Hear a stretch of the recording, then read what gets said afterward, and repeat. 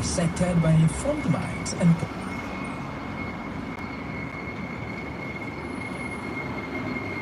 Sunday mi àdìsá tó bá rógùn kì í sá ọmọ Adéyẹmọ ẹni tí ó bá mọ Sunday Ìgbòho Adéyẹmọ kò dáyọ̀ mọ́ orí ní kí n máa já sọlá ọlá ń bí wọn nínú ìbẹ̀rù òsì bọ́lọ́dọ̀dọ̀ ibi kókó làbọ́ta alẹ́ ta ọ̀tá bàbá Yọ̀mídé bàbá Ronaldo Sunday bàbá Dámilọ́lá Ìgbòho àkàndá ọkọ̀ Adérọ́pò tí ó fẹ́ràn ìyàn jẹ́.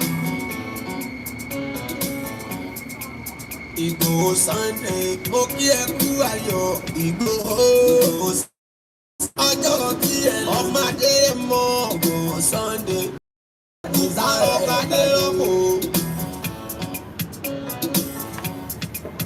Òkìdákọ̀lá láyé lábẹ́ ẹkùn tagiri gbé ẹni jà.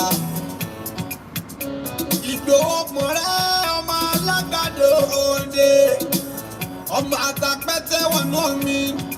Ọmọ gègèlè wodò sọ̀yà ìsọ̀yà ọdẹ mi láàrin dí omi kò sí ní nǹkan sí mi lẹ́nu ọmọ òkúta mẹ́ta òde Ìgbòho ọ̀kan ṣe mí dábọ̀dábọ̀ ọ̀kan ṣe mí máa rọra ọ̀kan tó kù nígbà tó mọ̀ Ìgbòho kí ló wá Ìgbòho mọ̀ ẹ́ sí gbàgede Ìgbòho sùn hàn láìsí bẹ̀rẹ̀ wọ́n ní kò ní bẹ̀rẹ̀ máa kó bẹ̀rẹ̀ lọ.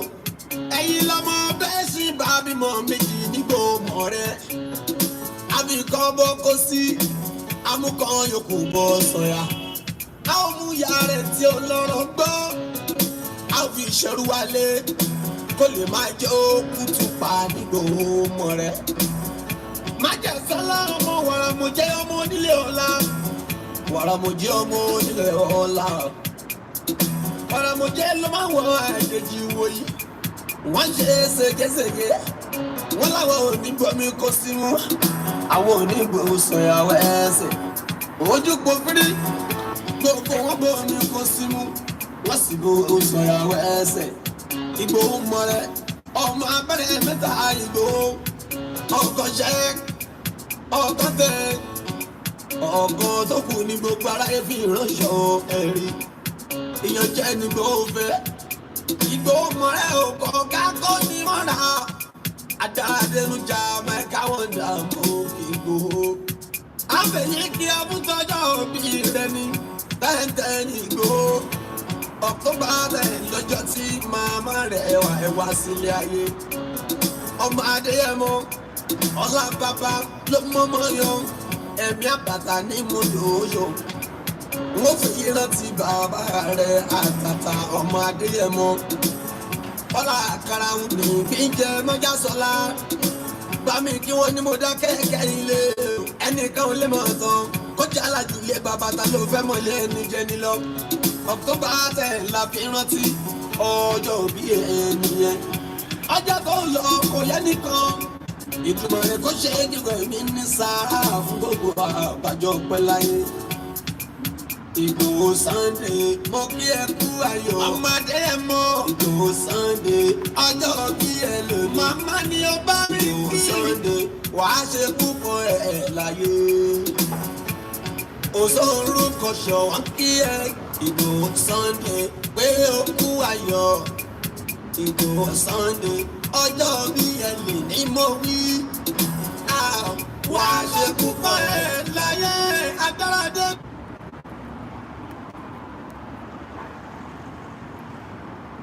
The weather is getting very cold, so so we have to start dressing very warm, very well. Ọlọ́run ni mo ṣe wẹ̀ fún yẹn o. Gbogbo nǹkan tọ́nà fún bàbá mi láyé bàbá mi ò tí ì yọ̀ǹda mẹ́sàn-án fún mi ń bẹ̀ ó kọ̀ mí ju ti bàbá mi lọ. Gbogbo àti bọ́lẹ̀ mo lọ sí bàbá mi ojúmọ̀ òní mọ́kàn mọ́ dàkọ̀ mí nìkan àyídà kẹ́ sọ́n dáadáa tàbí kẹ́ sọ́n burúkú ẹ̀ sàásọ̀ kan omi lọ́lọ́run fún. Bí n bá sì kú ìlẹ̀gbà sí mi ṣe. Ọlọ́run ni mo ṣe wẹ̀ fún yẹn o. Gbogbo nǹkan tọ́nà fún bàbá mi láyé bàbá mi ò tí ì yọ̀ǹda mẹ́sàn-án fún mi ń bẹ̀ ó kọ̀ mí ju ti bàbá mi lọ. Gbogbo àti bọ́lẹ̀ mo lọ sí bàbá mi ojúmọ̀ òní mọ́kàn mọ́ dàkọ̀ mí nìkan àyídà kẹ́ sọ́n dáadáa tàbí kẹ́ sọ́n burúkú ẹ̀ sàásọ̀ kan omi lọ́lọ́run fún. Bí n bá sì kú ìlẹ̀gbà sí mi ṣe. Ọlọ́run ni mo ṣe bẹ́ẹ̀ fún yẹn o. Gbogbo nǹkan tọ́nà fún bàbá mi láyé bàbá mi ò tí ì yọ̀ǹda mẹ́sàn-án fún mi ń bẹ̀ ó kọ̀ mí ju ti bàbá mi lọ. Gbogbo àti bọ́lẹ̀ mo lọ sí bàbá mi tójú ojúmọ̀ ní mọ́kàn mọ́ dàkọ̀ mí nìkan àyídà kẹ́ sọ́n dáadáa tàbí kẹ́ sọ́n burúkú ẹ̀ sàásọ̀ kan omi lọ́lọ́run fún bí n bá sì kú lè gbà sí mi ṣe. Ọlọ́run ni mo ṣe bẹ́ẹ̀ fún yẹn o. Gbogbo nǹkan tọ́nà fún bàbá mi láyé bàbá mi ò tí ì yọ̀ǹda mẹ́sàn-án fún mi ń bẹ̀ ó kọ̀ mí ju ti bàbá mi lọ. Gbogbo àti bọ́lẹ̀ mo lọ sí bàbá mi tójú ojúmọ̀ ní mọ́kàn mọ́ dàkọ̀ mí nìkan àyídà kẹ́ sọ́n dáadáa tàbí kẹ́ sọ́n burúkú ẹ̀ sàásọ̀ kan omi lọ́lọ́run fún bí n bá sì kú lè gbà sí mi ṣe. Okay, we'll go along and say, welcome back again once again. As we prepare for the transmission, the weather is getting cold, so that's the way we are dressing like this.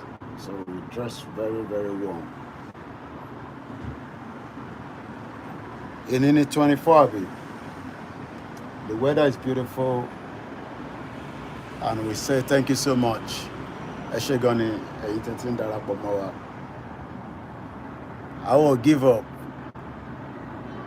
Mo dúpẹ́ lọ́wọ́ Ọmọlúàbí Apparel, àwọn ló fi lè ránṣẹ́ sí wa.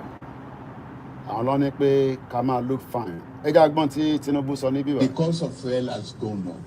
Food and other prices have followed it. Okay. Households and businesses struggling. Things seem anxious and uncertain. I understand the hardship you face. I wish there were other ways, but there's not. There's no other way. Moki sister, my beautiful sister, Meet the Royal. Thank you so much for joining us as well. Èmi oníṣẹ́ méjì, èmi ní bàbá Yorùbá, Bọ́lá Tinubu lẹ́gbọ́n wọn. As I'm preparing for the afternoon program, I say good afternoon and welcome to every one of you that have joined us once again. My name is Olami Koiki. Many of you call me Koikimedia, the last man standing for Yoruba nation. Moki Bugo and Yolulufewa. My message goes all the time to Nigerians, regardless of your views on Yoruba nation, African Parrot TV. Moshe shout out to you. I saw a couple of things that I'm going to talk about. Hopefully we'll have enough time. Laptop will function, Lotiti. So I'm managing this one until I get the other one sorted out properly. So we cannot do, a broadcast where I do the way I would love to show you things. And so we got to manage what we have. But I'm sure some of you that are following us must have seen some of those videos on Twitter, on Instagram. Mokiba Bawa Sulaiman, Mr. Majid Ibrahim, shout out to you.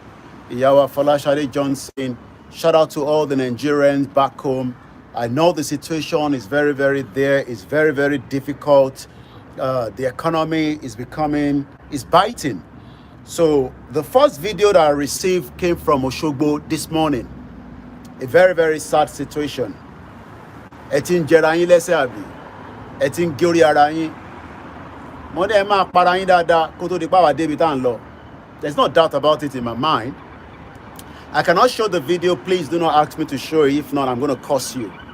But over every video, sorry, Twitter, she accommodates certain things we can post. But YouTube and Instagram, well, Facebook, no, Loni, Instagram, Loni, WhatsApp. In case you don't know, Moki mama to be me lomo da. Moki baba kitoye.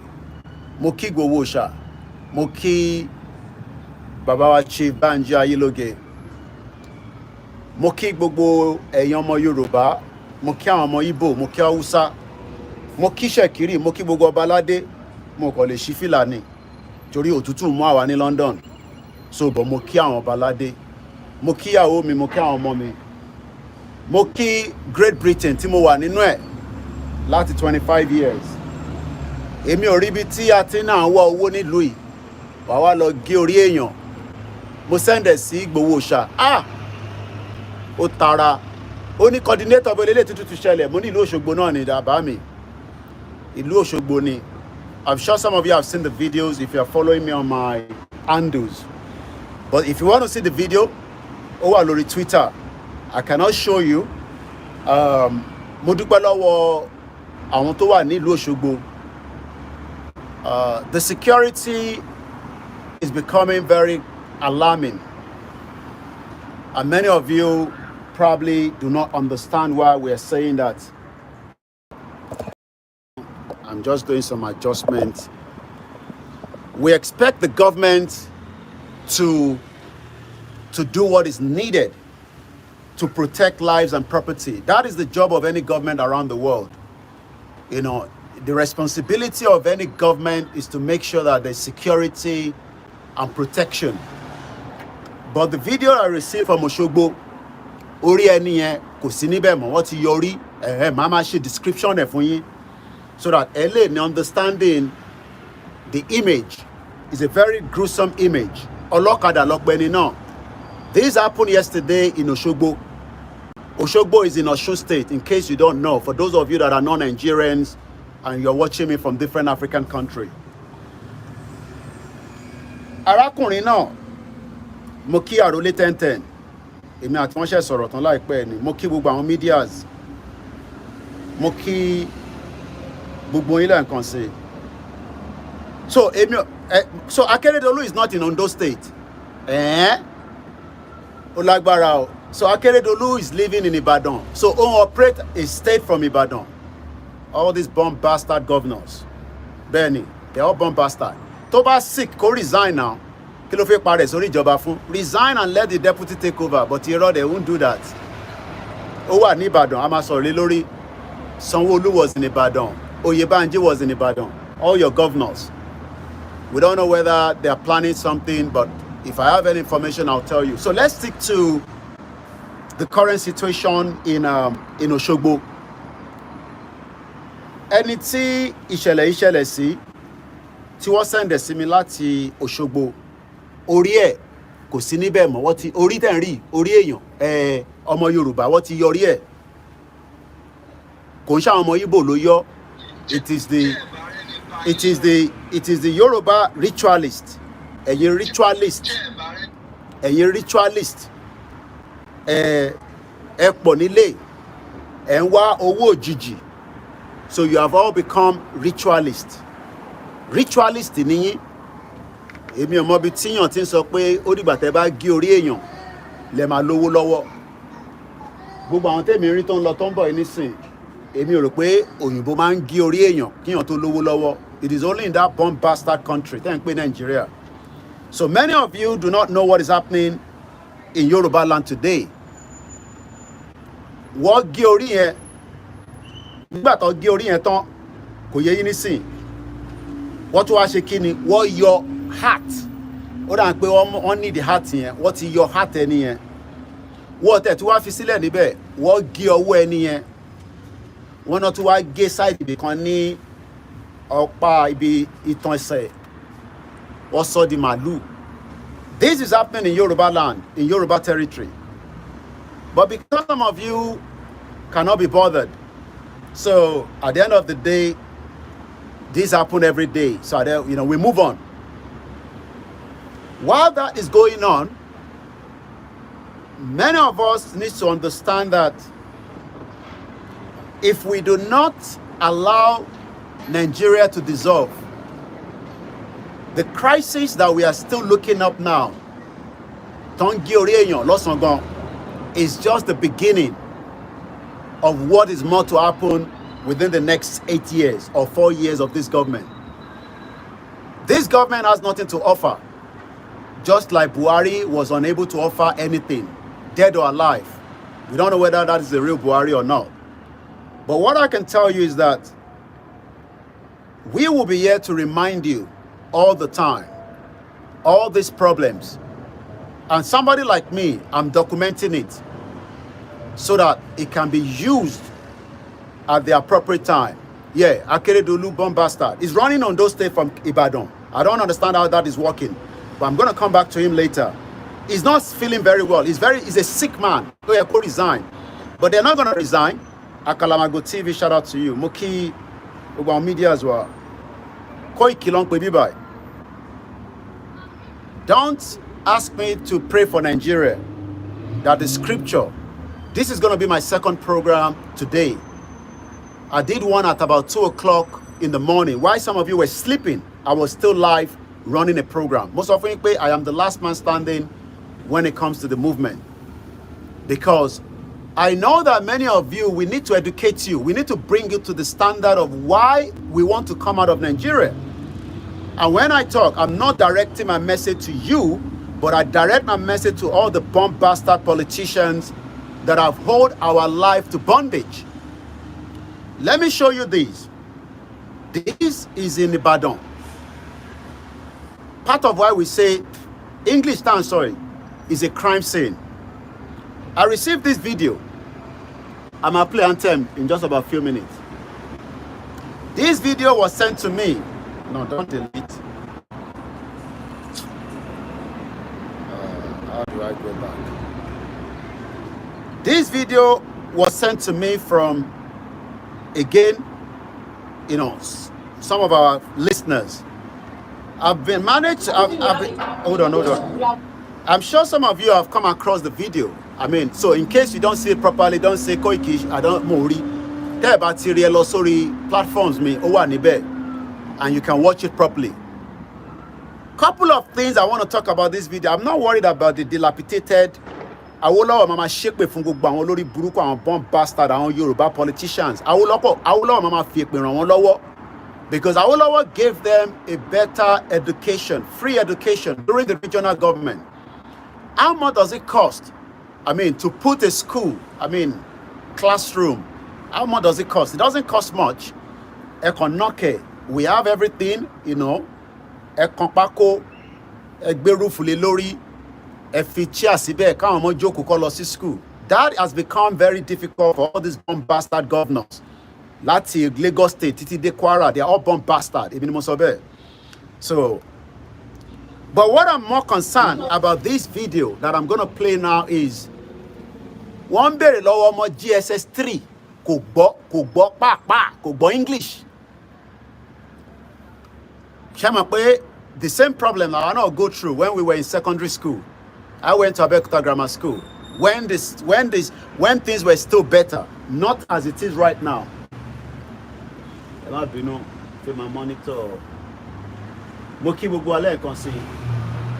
The weather is very cold, but mo dúpẹ́ lọ́wọ́ àwọn Yoruba apparel. Wọ́n ní èmi ni bàbá Yoruba nation. Mo dẹ̀ gbọ́dọ̀ máa jáde kí máa look very good. So wọ́n send aṣọ tó pọ̀ sí mi, mo dẹ̀ ní kò tí tó. Ẹ túbọ̀ bá mi send púpọ̀ sí. Mo kí ẹ gbogbo ẹ̀yin tẹ́ ń darapọ̀. TJ bàbá mo kí ẹ. So wọ́n dẹ̀ ti promise mi pé Mr. Koiki ẹ má worry. À ń ṣiṣẹ́ lé lórí. Kí ni size mo ti fún wọn ní size mi. Mo kí Ọlákúnlé. Mo kí gbogbo ẹ̀yin ìyá wa tẹ́ wà lórí ètò. Mo dẹ̀ kí ẹ̀yin ọ̀jọ̀gbọ́n dáadáa. Ọmọlúàbí ni mí. But tí bá ń bú àwọn lórí burúkú politician yẹn, ẹ má correct mi torí pé if not, máa fún yín náà lè pè. Because wọ́n ti bayé jẹ́, wọ́n ti balẹ̀ jẹ́ gan. Some of you don't know how painful it is. So video tí mo fẹ́ fi ṣe àpèjúwe ọ̀rọ̀ ṣe sùúrù. I'm sure some of you must have seen the video on my platform. You must have seen it anyway. This is a classroom of GSS 3. I remember when I was in GSS 3, at least Abeokuta Grammar School, 2 floor ni ìsàlẹ̀ làwa wà. Àwọn kan wà lókè, ó dà pé àwọn science student ló wà lókè. Àwa tá wà ní no, kò tẹ̀ tí àti ìgbà tí mo dé SS1 la ṣe ń lọ sí science. So, mo mọ̀ sáà mọ̀ pé 2 floor ni. I don't know what it looks like right now. I haven't been following the Axoba because I left the platform about 3 years ago because my views and their views were not the same. So I left my own student association. I still talk to some of them, but not every one of them because some of them then thought, bia mo níṣẹ́, ó rò pé mo níṣẹ́, wọ́n pé yàn wà London kò níṣẹ́. So we didn't agree, and that is life. So I left the platform, but I still talk to the president and some few of them. After I left secondary school, you would think that things would have been better. Oh yeah, king come out progressing in Kakabe, on worse the cine. So what they want us to be doing is, hey, school yo down. Àwọn olórí burúkú governor yẹn wá rán yàn lọ síbẹ̀ wá ní kó lọ kan pákó. So àwa ló yẹ ká ṣe máa sọ fún yín pé school kan ò dá. tẹ́ bá mọ̀ pé ẹ lè manage resources tẹ́ni, tẹ́ bá mọ̀ pé ẹ wà capable, tẹ́ bá mọ̀ ẹni tó bá need ẹ máa lọ sórí website wọn, wọ́n ń tà ní o, kò ń ṣọ̀fẹ́ o, èmi nìkan lọ fún lọ́fẹ̀ẹ́, so it's not free. US ni wọ́n wà, wọ́n fẹ́ máa fi promote Yorùbá, you know, language and whatever. Òun lọ ṣe bẹ̀rẹ̀ sí create oríṣiríṣi àwọn aṣọ yìí. So ẹ bá ti lọ sórí omoluabiapparel.com, you can order it anywhere in the world, they will deliver it to you. I'm not getting any discount on it apart from pé wọ́n fún mi láṣọ tí mò ń wọ̀. So anything tó bá dẹ̀ ti jẹ́ nǹkan Yorùbá, I will promote it. I don't promote any business in Nigeria because mo lè authenticate it, mo lè vet it. Wọ́n ra lé, wọ́n talẹ̀, kò sí tó kàn mí. Àwọn tó wà nílé lè máa polówó fún wọn. Ọláyọmí Koiki, I'm not gonna do that because mo lè máa polówó fún yàn kan tó di pé problem máa dé and mo bá ṣe fẹ́ sort it. But tó bá jẹ́ UK, àtẹ̀sí lè manage it. Because ẹni tó bá ṣe mess, máa lọ report fún police station. Business yẹn á san fine. But in Nigeria, I cannot promote any business because mo lè authenticate business tẹ̀ ṣe ní Nigeria. Kò ṣe vet. Even if the business is genuine, it's because of the system. It's not because of you. So some of you that want me to promote your business in Nigeria, I can't. Because I cannot verify those businesses. Ìlú yìí tí bá fẹ́ verify business, mo mọ̀ tí máa ṣe. Mo dẹ̀ dúpẹ́ lọ́wọ́ àwọn tó ń convert video mi sí audio. Whoever is doing that, Ọlọ́run á túbọ̀ wà pẹ̀lú yín. Because that is the only way we can get this message out quickly. Ó ń ṣe gbogbo èèyàn ló ní access láti gbọ́ mi báyìí, especially when we are doing 3 hours program, 4 hours program. So I come across, you know, Mama Kintabon, be recording. So whoever is doing that, iṣẹ́ tẹ̀yin náà lè máa ṣe nìyẹn. Lẹ́ẹ̀kọ̀ọ̀kan tá a bá ń sọ̀rọ̀, ẹ mú fóònù yẹn fi máa ṣe recording. Ẹ lè send ẹ̀ sáwọn tó wà nílé pé mo ní bomb bastard làwọn politician wọn. A ní kẹ́ má dìbò, ẹ lọ dìbò àbí? Ẹ ṣe bẹ̀rẹ̀ ní. Bẹ́ẹ̀ ṣe máa gé orí ara yín, ẹ máa gé gbáyà, ẹ máa gé ọwọ́, ẹ máa yọ ọkàn. Nílẹ̀ Yorùbá, àwọn ọmọ Ìgbò kan ló ń ṣe o. So don't come and tell me àwọn ọmọ Ìgbò, ẹ̀yin ọmọ Yorùbá lẹ́ ń ṣe ritual. Drug làwọn ọmọ Ìgbò máa ń ṣe, àwọn Yorùbá náà máa ń ṣe drug. But ẹ̀yin Yorùbá lẹ́ ń ṣe ritual. Ẹ̀yin lẹ fẹ́, how you doing? How are you? Very good, very good. Neighbor mi nìyẹn, àwọn neighbor. Kò ń ṣe neighbor tí máa lọ bá pé mo ní magí nílé, bomb bastard. Wàá máa lọ bèrè magí lọ́wọ́ neighbor ẹ̀. Now, my concern about this video, my play, is not the building, but there's something that we have been talking about frequently. And what is it that we have been talking about? We have been talking about the language. Sherry òyìnbó tá ń sọ, ó ń hold wa padà. Wọ́n ń béèrè lọ́wọ́ ọmọ yẹn, kí ló ń ṣẹlẹ̀? Bó ṣe ń wò bí orí rẹsì, ṣé orí rẹsì lẹ máa ń pè? Mo kí alájà ara, mo kí dáadáa. Ẹ kú àdúró ti Yorùbá World Media. Mo kí president wa àbí chairman wa Dr. Zabi. Mo sọ fún Dr. Zabi, mo ní mò ń bọ̀ wá kí ní òkè lọ́hùn ní up north. Mo ní láti fún yín ní gbogbo details. Mo ní mò ń bọ̀ wá kí Dr. Zabi. Tí bá lọ sọ́dọ̀ Dr. Zabi mo lè jẹun níbẹ̀. But tí bá wá sọ́dọ̀ tiwọn mo lè jẹun. Bẹ́ẹ̀ ni, mo lè lọ sọ́dọ̀ Dr. Zabi. Ẹran orí rẹ̀ sì ẹ ṣé gan ni. Wọ́n ń béèrè ọ̀rọ̀ lọ́wọ́ ọmọ yẹn bó ṣe ń wò dọ̀. GSS 3 kò gbọ́ pàápàá. So tó bá jẹ́ pé Yorùbá ló fi béèrè ọ̀rọ̀ lọ́wọ́ ẹ̀, wọ́n ní orí ẹja dídín, orí ìrẹsì. Àwọn tó mọ orí ẹja dídín ní Ìdòwú. Mo kí ẹ̀gbọ́n mi dáadáa, Gbẹ̀du magazine. Mo kí Heritage náà. Mo kí sister wa kan, mo ní dárúkọ wọn. Màmá wọn kú ní London níjọ́ Thursday. Kọ́lọ́n bá foríjì wọn. Gbogbo àwọn tó ń kú náà káàkiri, kọ́lọ́n foríjì wọn, kó tẹ́ wọn sáfẹ́fẹ́ rí. Mo rí ọ̀rẹ́ mi kan láàárọ̀ lórí Instagram, a jọ lọ sí foundation ní London Met ni. Mo ti send message sí mo ní nọ́mbẹ̀ mọ̀, kọ́lọ́n foríjì mo mọ̀ bóyá sister ni. I believe so. Mo kọ́kọ́ rò pọ̀ mọ́ ẹni bọ̀ nígbà tí mo lọ wo age yẹn. Mo ní kò tí lè bímọ nígbà yẹn. So ó dà ń pé sister ni. Ó ní ó pósù kan tó jáde láyé lénìí. Kọ́lọ́n foríjì. A lot of people are going through a lot of things. So, you know, she might not be listening to the broadcast, but mo pray fún family yẹn. Gbogbo ẹni tí nǹkan náà ń dùn káàkiri tíyàn kú, because the last thing you want to people to die, but we are gonna die anyway. Ó fi kú. Wàá máa rántí pé yes, ó fi nǹkan sílẹ̀. Ikú bàbá yèyé nísìn, gbogbo question tí mo bi bàbá yẹn lórí Yorùbá Nation. Mo ní kó jẹ́ kí n record ẹ̀, wọ́n jẹ́ kí n record ẹ̀. But wọ́n ní kí n jókòó káwọn sọ sí mi létí. Wọ́n ti lọ nísìn, wàhálà tí ó sì wà nílẹ̀, èmi sì yanjú ẹ̀. Tó bá jẹ́ pé ikú bàbá yèyé jáde nígbà tí a lọ bá wọn, èmi àti Igboho ta ní kí bàbá yìí jáde pé Yorùbá nation tá à ń fẹ́ yẹn ẹ bá wa gbóhùn síta àwa máa defend ẹ̀ pa. Bàbá yẹn ní ẹ̀yin ọmọ mi bàbá yẹn ti lọ nísìn ọba kì í kú ọba wàjà ni ìwọ ló orí ẹ̀ tó wọ̀ pé èmi rí ọba mo mọ tó ọba sọ fún mi ìwọ máa sọ pé shut up there. Ikú bàbá yèyé would have declared Yorùbá nation àwa máa back it up, but unfortunately bàbá yẹn ti lọ nísìn. But olórí burúkú Buhari ó ní kí wọ́n wá jí Ìgbòho gbé nínú palace.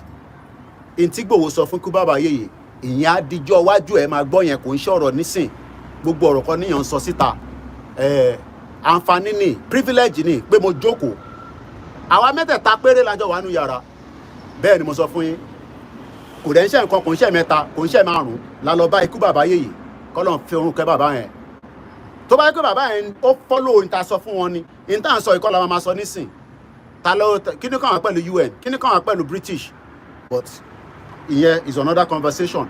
Ṣé rí English language tán force lé wa lórí olórí burúkú làwọn colonial era tó gba èdè kúrò lọ́wọ́ wa tó wá force English lé wa lórí. English yẹn gan nísìn a lot of our students ọmọ GSS 3 kò gbọ́ pàápàá kò lè sọ òyìnbó. Kábíyèsí Elédùmarè nígbà tèmi tẹ̀ dé GS 1 bí àtòrí èmi lọ sí private school but àwọn tó lọ sí public school náà mo ń pàdé wọn ní secondary school. Somebody say, yo, talk English, man. Hey, okay, I'll talk English. This English na problem. In your bad program here. Where are you watching me from? You need to tell me where you're watching me from, then I'll probably continue in English. Tell me where you're watching it from. So, what I'm just trying to explain is the language, this English language that we were told to speak, is one of the biggest crime against humanity. The Chinese care less about English. The German care less. Hey, ẹ̀gbọ́n mi father rẹ̀ ó tọ́jọ́ mẹ́ta. Àwọn ẹ̀gbọ́n yẹn Colomban dúró tì. 3 years ago, they presented something to me. I presented it to our leaders, but I will not come into that anymore. If we have followed what they said 3 years ago, oh, you are watching on your iPad. I mean, which country? Okay, iPad. Okay, interesting. Anyway, let's carry some few people along because people are upset now that I'm speaking my language. So there's a video I want to show us. This video, a GSS 3. Can somebody explain to me GSS 3? What level will there be in UK? So that in case somebody that is watching from UK do not understand what GSS 3 is. They cannot speak English. The reason why we are saying that we must quickly come back and allow our own language to flourish so that a lot of our children currently now and the next generation would not have to be forced to speak English. Mokiwai GY Media, they will not be forced to speak English. Year 9, Eshegoni Alajara. So imagine a year 9. Mokiya to bi mi lomo mo se salute fun ya mi. Ma dodo yin ni àárín ọ̀sẹ̀, mo lè promise yin le ni o. But adodo yin àṣírí wá sọ́dọ̀ yín kí wọ́n á jẹ̀rẹ̀ sí. A year 9 student cannot speak English. The question is it a must for us to speak English? It is not a must, but because during the colonial era, they took away our language, which is Yoruba, and they forced us to speak English. 64 years after independence, 108 years after the fraudulent 1914 amalgamation, many of our children still cannot speak the same nonsense English. A GSS 3, which is equivalent to a year 9 in UK. I don't know what it's going to be in America and Canada and the rest of the country, but you have an idea what I'm talking about. The question then is this how we are going to continue? Not that they cannot speak the English, but when you do not even have the conducive environment, the teachers are there, but the building is gone already. So let's watch the video and then we're going to play our anthem and we continue.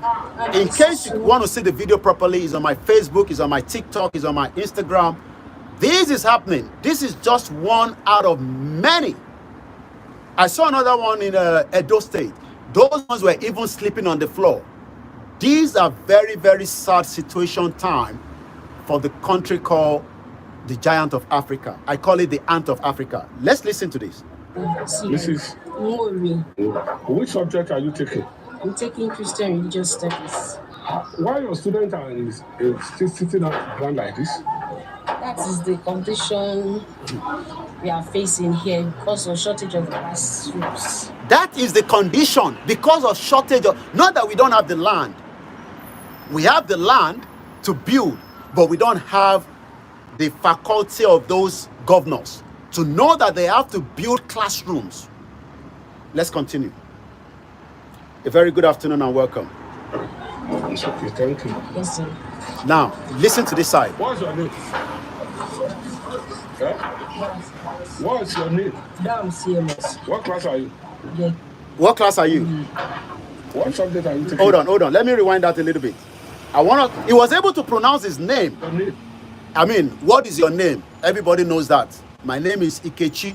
My name is Kukula Tepa. My name is Kola Wole. My name is Mumino. Even in Canada, I'm told it's year 9. Thank you so much, for that update.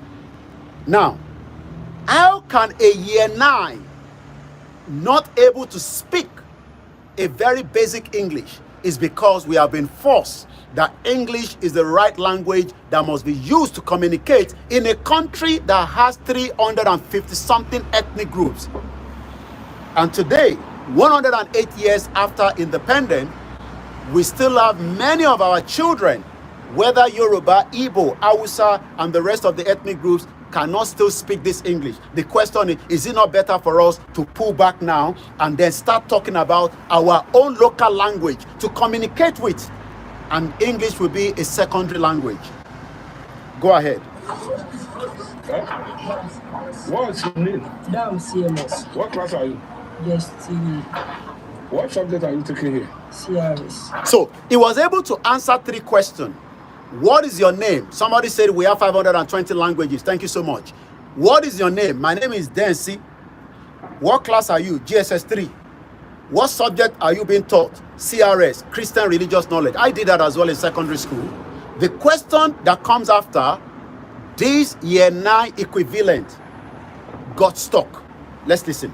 How are you supposed to sitting down on the ground or standing up like this?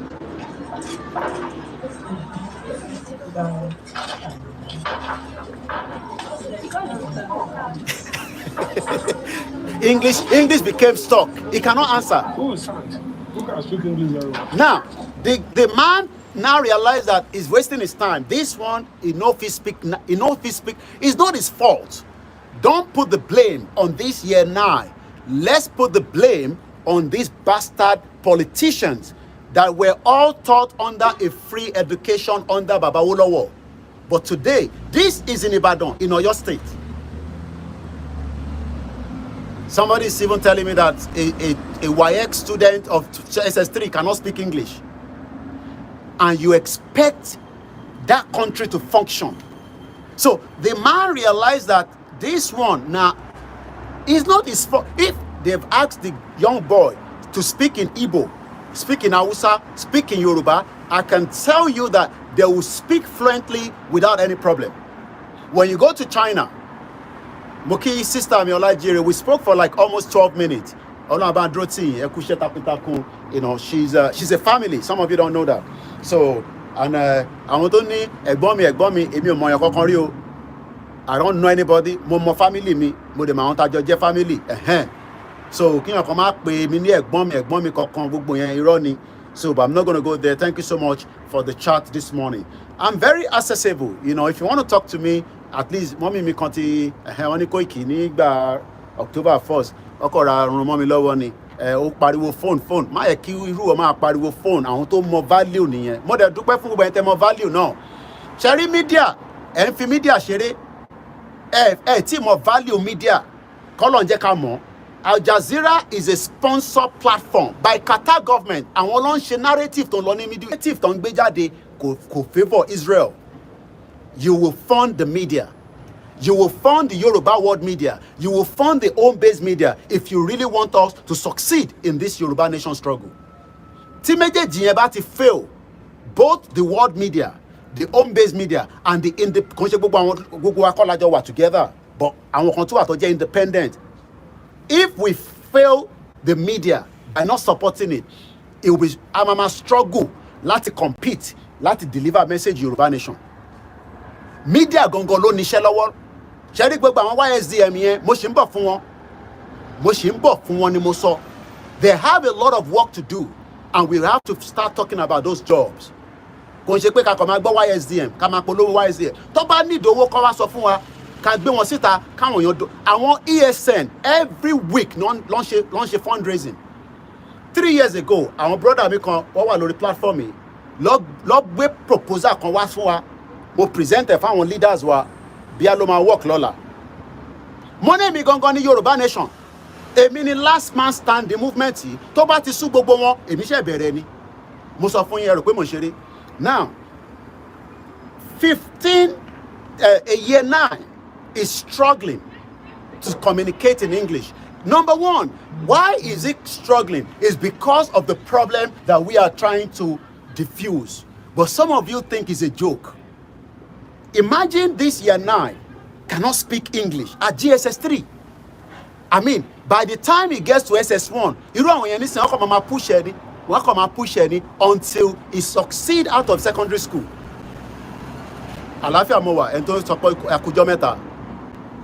This is why we are saying that English is one of the biggest problems that has been forced on us. Now, I don't want to play the other side, because Tibani can play the other side in anything. It could be very, very upsetting.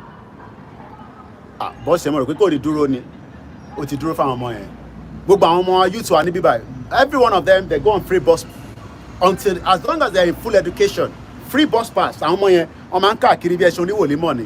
Moki Pastor Emmanuel talk about.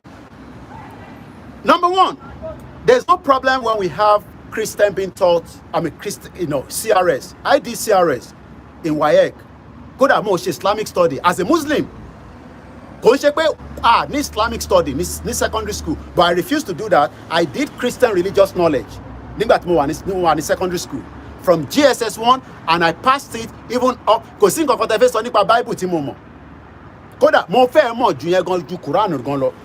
But ibi tí mo lọ gan ni, we are talking about a future problem that we must diffuse today. Well, I'm not going to join YSDM. I'm not going to bring that into the forum here. Yami David or Koiki join YSDM. I'm not going to join YSDM. I am an independent. My job is to make sure that we checkmate of every organization. So we have talked about that. We're not going to bring that onto the forum. We can have a conversation at the back end. Atiba on meeting. So, but I'm not going to push that here. But what I'm saying is I'm going to talk about YSDM, because YSDM only do. People are asking me questions every day. So YSDM needs to come out and talk to us. So that's what I'm saying. So, I feel make money, Benny. Sheko that can make money. Bomb bastard. Kò ní dá fún bàbá tó bí ẹ olórí burúkú ọmọ àlè. Ó rí pé ó lè forúkọ ẹ síbẹ̀ gan. Ó ní user. Ṣé user ló yẹ kó máa jẹ́ olòṣì? Only you want to make money. Ṣé Buhari ò make money olòṣì? Buhari make money nísìn, ó ti sá lọ báyìí nísìn. Economy ti bàjẹ́. Olórí burúkú tó ń pè mí pé you want to make money. No, money make money. Kò ní dá fún bàbá ẹ bomb bastard. Ìwọ náà sọ pé wèrè ni mí, bàbá tó bí ẹ kò ní dá fún. Èmi ni máa block ẹ, àbí èmi ní access láti block olòṣì olórí burúkú. Baba Tinubu wà ńbẹ̀ nísìn kẹ́ lọ bá kó fún yín lówó bomb bastard. Tí bá fẹ́ make money mo kò yẹ kó dà kí make money. Ṣé èèyàn lè ṣe wàhálà kó má make money? Buhari ló lọ tán nísìn. Gbogbo owó kọ́ ló ti kó lọ báyìí nísìn. Buhari ti yá owó ahead olòṣì. Now, à ń complain nípa pé we are not one. Ẹ̀yin sọ fún wa pé we are one. How can we have in Ibadan a year 9 cannot speak in English? It might not mean anything, but if it's in reverse, multi-block ọmọ àlè ẹ̀, multi-block olórí burúkú ni bomb bastard, ó wá distract wa ni. Àwọn ọmọ tí ó ní tìrìn rán káàkiri ni olóṣì ìyàwó èrè kò ní kú síbi táṣù ẹ̀ wà. Now, the question we should ask ourselves is, in the next 30 years, in the next 20 years, should we continue with this trajectory? Don't force the English they were lórí. We will have many youths tó máa ṣe tán ní secondary school, tó máa wọ university. Wọ́n ní lè defend the project wọn. Wọ́n ní lè defend the project wọn. So, how do you want to compete with the international and the global community? Hello program tí mo ṣe ní ìdájí ní 2 o'clock lóru. Money UK fẹ́ bá Africa ṣe business. But any problem pẹ̀lú yẹn. But we want UK to also work with us as an independent sovereign nation, not with Nigeria. Because this country called Nigeria is holding us back, is dragging us back. It is not allowing us to flourish. And I'm going to be talking about a few things. So let's copy by tongue. So I'm going to rewind it again. At least somebody was able to speak in English in that same situation. But the other man or the other young boy, now, Oma feel sad. English ló ń bá wọn sọ̀rọ̀ báyìí tó wọn ò dẹ̀ gbọ́. Kò dẹ̀ mọ̀ pé wàhálà táwa ń ṣe nísìnyí pé English yẹn kọ́ ni language wa is a borrowed language. This is the reason why we are all asking for Yoruba nation. Not that we're going to get Yoruba nation and we cannot still have English as a part of our, society. At least I have been to Turkey. But I was able to move around because English was part of what they were using to communicate on their rail network. So it is not about us saying that we should keep Nigeria when Nigeria is dragging us back, especially with the language. Nigeria is not a country. Nations are people that speak the same language. And this is why we are saying that I saw that video. I was not worried about the roof and other things. I was more concerned that this young boy now will feel very sad. Oh, they saw English. The same way they were telling us then, oh, you cannot speak in vernacular. Speak in English, speak in English. Today, right now, many of our people that are living in other countries that are not English speaking have to go and relearn another language. If you go to Finland, where Simon Ekpa is, you have to speak in Finnish. If you go to Germany, where Yeyedara is, and Igbowosha, my own, you would have to learn how to. You can go there on a visit, but if you decide that you want to stay there, you want to study there, they will not communicate with you in the classroom with English in Germany. The same thing goes to Italy. The same thing goes to Belgium. The same goes to other countries. The only difference is some of us that are in this country and probably in Canada and some other countries like America, you are not likely to learn another language because English is the communication language there. I hope you understand what I'm saying. Go to Saudi Arabia. Go to any of these Arab countries. Go to Qatar. Qatar is changing the narrative. Qatar has been able to be the Middle East country that is taking the glory of so many things around the world today. They are any problem to share anything. Qatar will negotiate it. The two people that have been released with America, and I think they've released another 2 today. This is mediated by Qatar, a 3 million country. This is where we should start thinking ahead. Do we want to be in a country? We want to be in a position to be able to change the narratives, especially in West Africa. We can still have cordial relationship with all the African countries. But many of you do not want that. Many of you are not saying what we are saying. English is a scam. You're right, my brother. It's a bigger scam. But how do I convince somebody that English is a scam? That is a problem I'm having. Because if I tell somebody that English is a scam, automatically they are saying me that maybe I don't understand what I'm saying. English is a borrowed language. But we are using English to do biology. When we can use Yoruba to do biology, Chinese do not use English to study. They use the Chinese language because the Chinese language is taught from the primary or even the nursery, even from the daycare. And in every household in China, they don't have to speak in English. So what they have to speak with is the language. Yoruba has a Yoruba alphabet. I don't think some of you know that. But today, as we continue to tell our people that the time is here now for us. I'm not sure whether I transmit the few minutes. So let me play the part of the rest of the video. We're going to rewind it again. But one student was able to speak in English, but English is a borrowed language. Let's listen to this again. You have given us detail of how it's created these days. In a nutshell, what I want you to do today is that... Yeah, Mrs. What? I'm Mrs. Mori. Mrs. Mori. Which subject are you taking? I'm taking Christian Religious Studies. Why your student is still sitting on the ground like this? That is the condition we are facing here because of shortage of classrooms. It's okay, thank you. Yes, sir. What's your name? Eh? What's your name? Down CMS. What class are you? Just TV. What subject are you taking here? CRS. Why are you sitting down on the ground or standing up like this? Who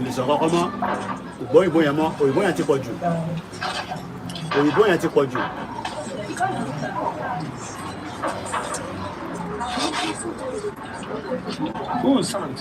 Who is Sam? Did you hear the man say? Who can speak English very well? Because he realized that the young boy cannot speak English. Maybe the man should have asked, Shogbo Yoruba, Abi Shogbo Igbo, Shogbo Hausa.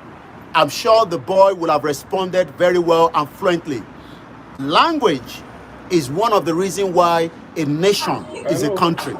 Nigeria is not a country. What's your name? What subject are you taking here? CRS. Why you people are sitting down on the ground on the window like this? What are your chairs?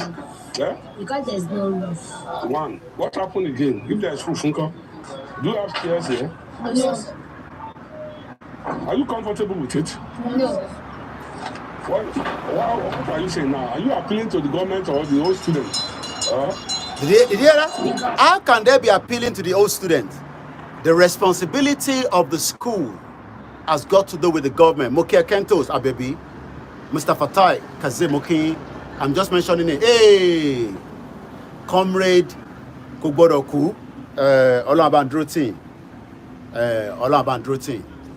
That's all I will say. Just remain as you are. History will remember every one of us. You have played a very, very vital role that some people do not even understand, but I'm not going to explain that on the live broadcast. But Mabami Dukwe fun Comrade Kubodoku. Money, I will need to have a kọ̀wé kankan nísìn. Àwa ṣì ń bá ṣe lọ because I think by Yoruba nation. Forget about gbogbo nonsense to lórí burúkú Dúpẹ́ ní tìrì sọ pé àwọn ti gba ẹni tó ní kú síbi tó ṣe wà. I think by country, Nigeria is still operating. Even I'm going to tell you a little bit of what I saw from the Chief Finance Minister Ati Cardoso. They want to fix Nigeria. I wish and I hope that they will fix Nigeria. But when they finish their government, they will remove Cardoso. They will remove the finance minister. And the northerners will bring another person. And gbogbo wàhálà táwọn brain ní Yorùbá ṣe to try to fix the economy. To try of Omajel or work new neighbor me. What happened to your leg? Is your back? The hips. Have you seen the GP? Are you taking medication on that? I'll take one for night time. One for the night time. Okay. All right.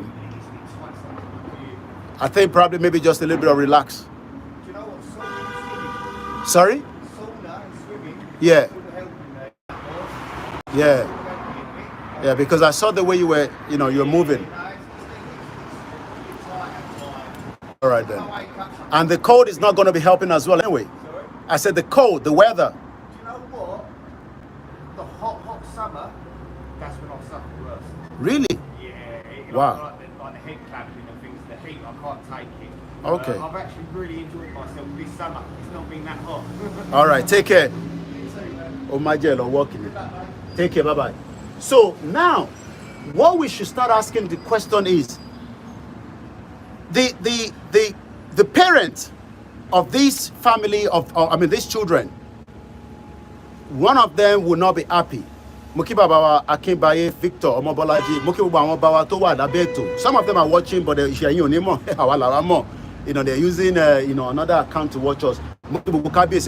Yesterday we were lucky to have the Kabiyesi of Iweleri. No. Iwe Ile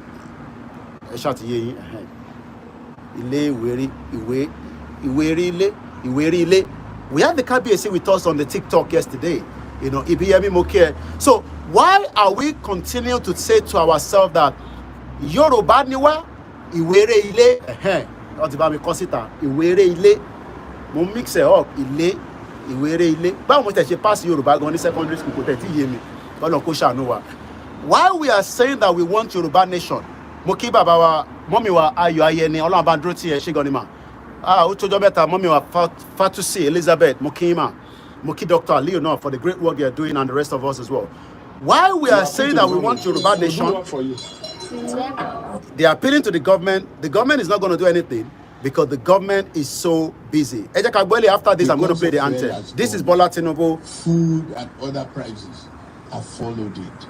Households and businesses struggle. Things seem anxious and uncertain. I understand the hardship you face. I wish there were other ways. Bola Tinubu says in which there are other ways. So, which other ways is Bola Tinubu talking about? He has asked Moki Egbomi, Yemi Fatoki, Eshegoni, Iwere Ile, Yoruba mi o dada gbogbo àwọn tá ṣe máa lọ ṣe Yoruba language lọ́jọ́ iwájú, and there's nothing wrong in that, when you want to do that. So, more cross-posting, more realize I don't do cross-posting when I'm using the phone. So that is Moki Momiwa Otojo Metama Kedewa. Very, very careful. I'm not going to give too much details because people share a lot of things with me and they don't ask me to tell you as well. So, when great people, I know who is who, especially, 3 years in the program. I know I just want to watch and don't be a question. And I want people to ask questions because asking questions will be able to resolve some of our problems as well. Eshegoni, Yami, Ayo Ayeni, Mama Ayeni family as well. What about one Ekpeni Abi? No, Edu family lepe. Kolon fọrun ke baba yẹn, SL Edu, ó ní owó bí ṣìgìdì. Gbogbo wọn ti kú nísìn. Wọ́n ti fi problem lẹ̀ fáwa báyìí nísìn. Kolon jẹ́ káwa náà yanjú ẹ̀ débì kan. Because tá bá yanjú ẹ̀ débì kan, òun la máa rí ayé gbé. Tí rí ayé gbé nísìn because of the problems in Nigeria. So ẹ jẹ́ ká play anthem yẹn àti pẹ́ lórí ẹ̀. Play anthem alátẹ̀ kan. So tẹ́ bá mọ anthem yẹn, ẹ kọ́ tẹ̀lé mi. Orílẹ̀-èdè Kàgbéga Kàgbéga Kàgbéga ìgbàgbọ́ bàtì bẹ̀rù ká ṣiṣẹ́ ká ṣiṣẹ́ ká ṣiṣẹ́ ìṣọ̀kan ní kẹjẹ tẹ̀síwájú ọ̀pọ̀ ire àtòhun ọmọ Odùduwà bọ́ sí ipò àwa ni ìmọ́lẹ̀ ògo adúláwọ̀ àwa ni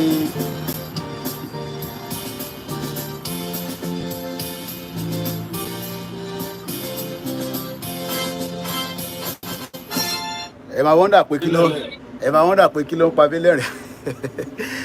Sometimes tí bá ń wo nǹkan mi ẹ̀rín á kọ́ máa pa mí.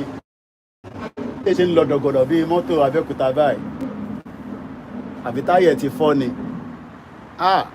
Mọ́tò yẹn kankan ti ṣe irú mọ́tò tèmi náà dẹ́n ló ń gbá kan nìyẹn nǹkan ti go wrong. Mo kí gbogbo alẹ́ nǹkan sí mo kí Mr. Saheed Balogun. Ó ní brother mi kan ìgbọ́n mi kan the only time tí mo rí tó change DP wọn in the last 3 years òun nígbà tí màmá wọn kú ni mo rí pé wọ́n change briefly. The love that some of you have for us, I don't know what we can do to repay it back. The only thing I can repay it back is to remain consistent with what I'm doing. I'm not going to be distracted. There's so many problems in Nigeria. Mukia TJ Baba. I want to remain on the project. Some people have asked, Koiki, when is it going to happen? In reality, at least lẹ́yìn Motibayan bí márùn sọ̀rọ̀. Motiba ní Nigeria. So some of you wants to know when it's going to happen. Ó máa ṣẹlẹ̀ when we are all fully ready to go.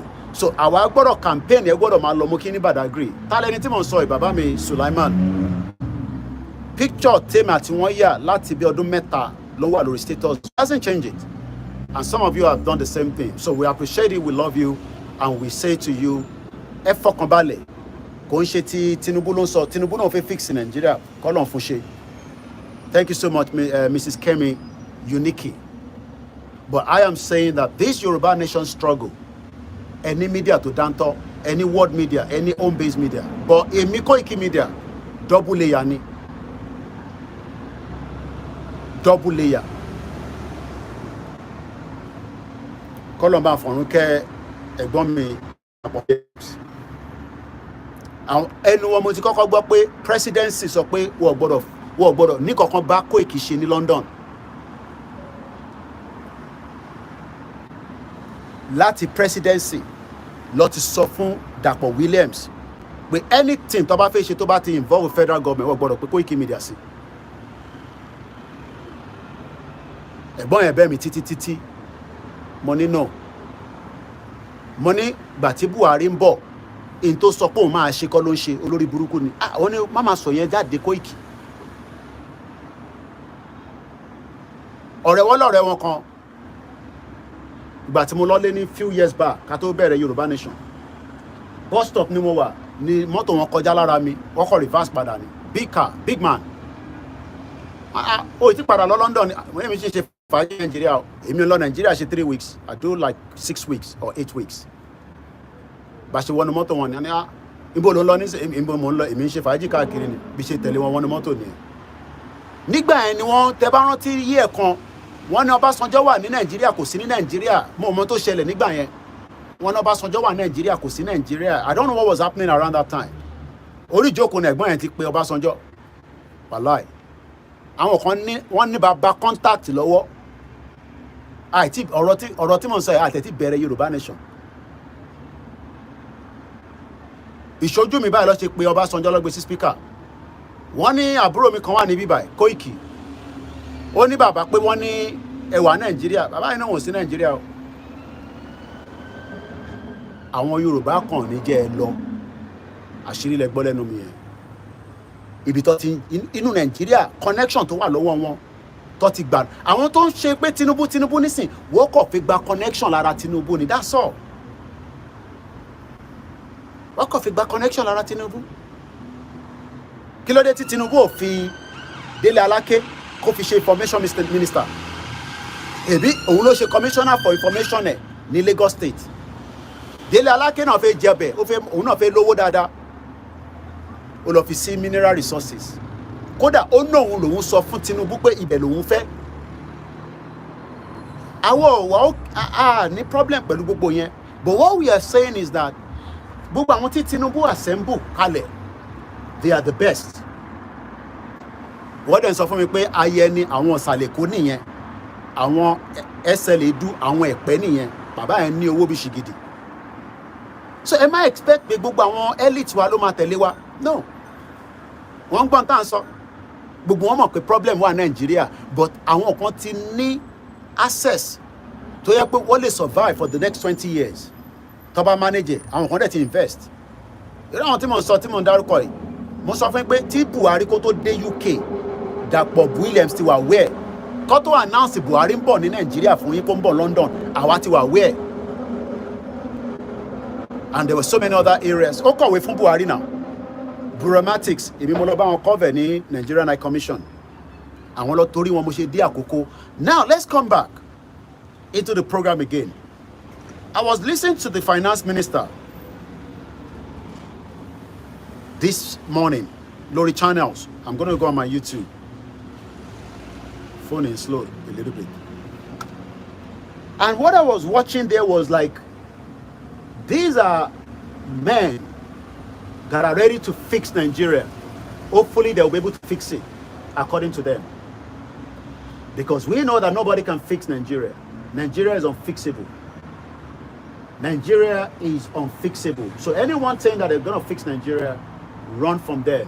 Boke ente wa lórí Mixela. Comrade Plan B. Oni bẹ́ẹ̀ ni bomb bastard ni àwọn colonial master yẹn.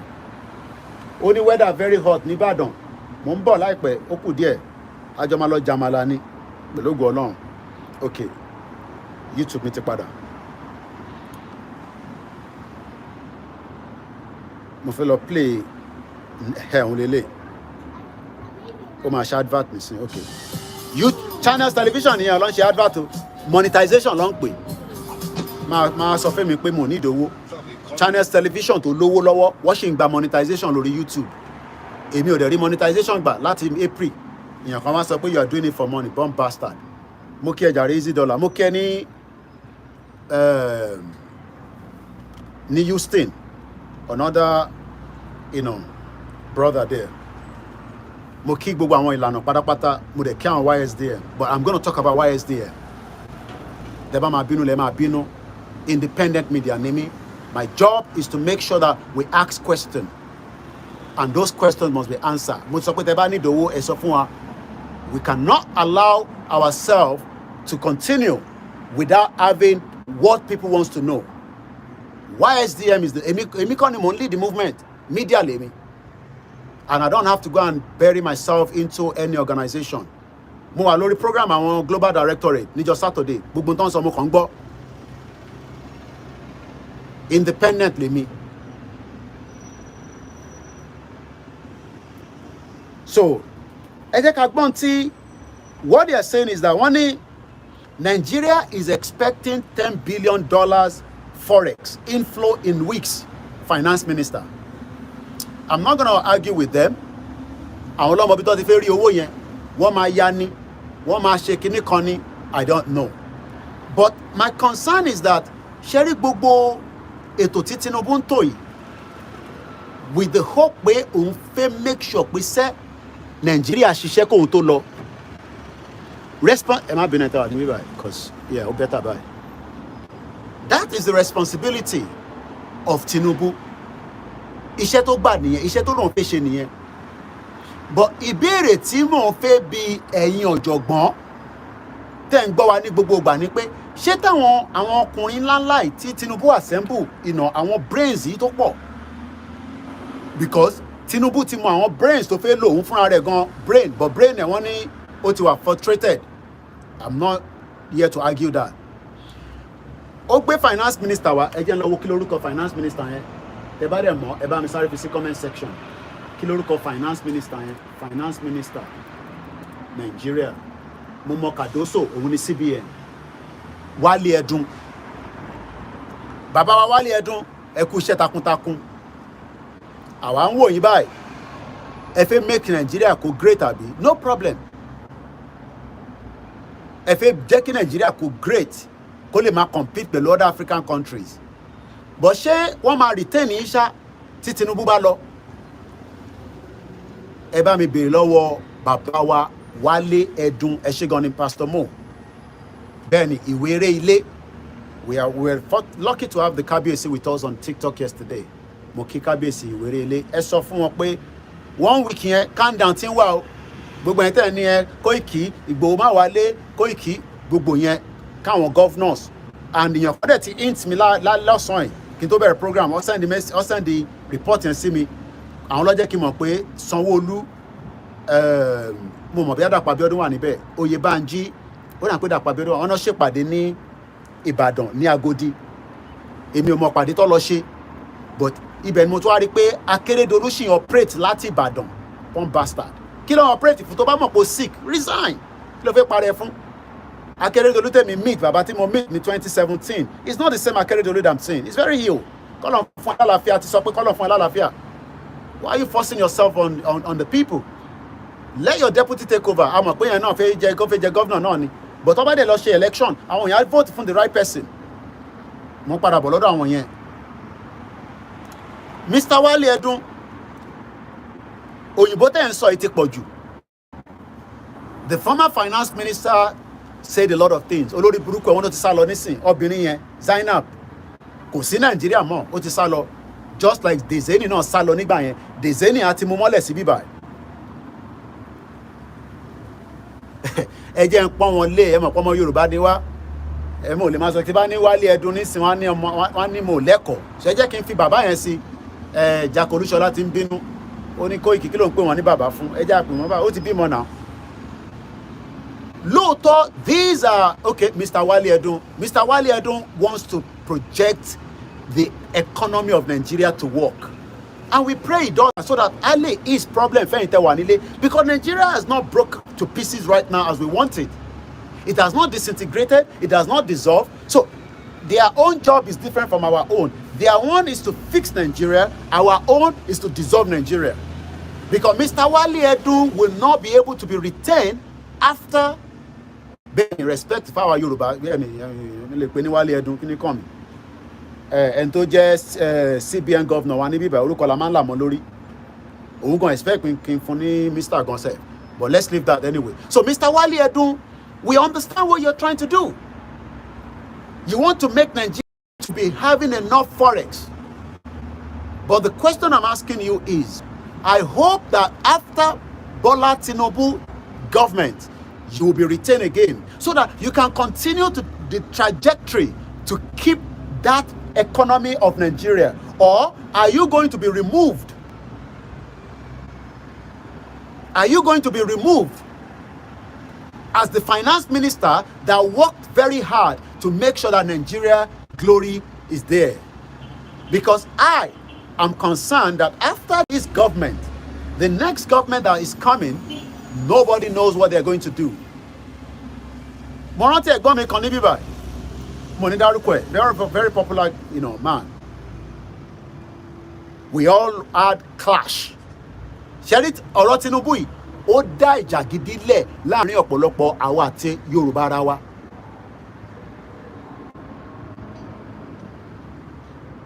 Ẹ gbọ́ mi dáadáa.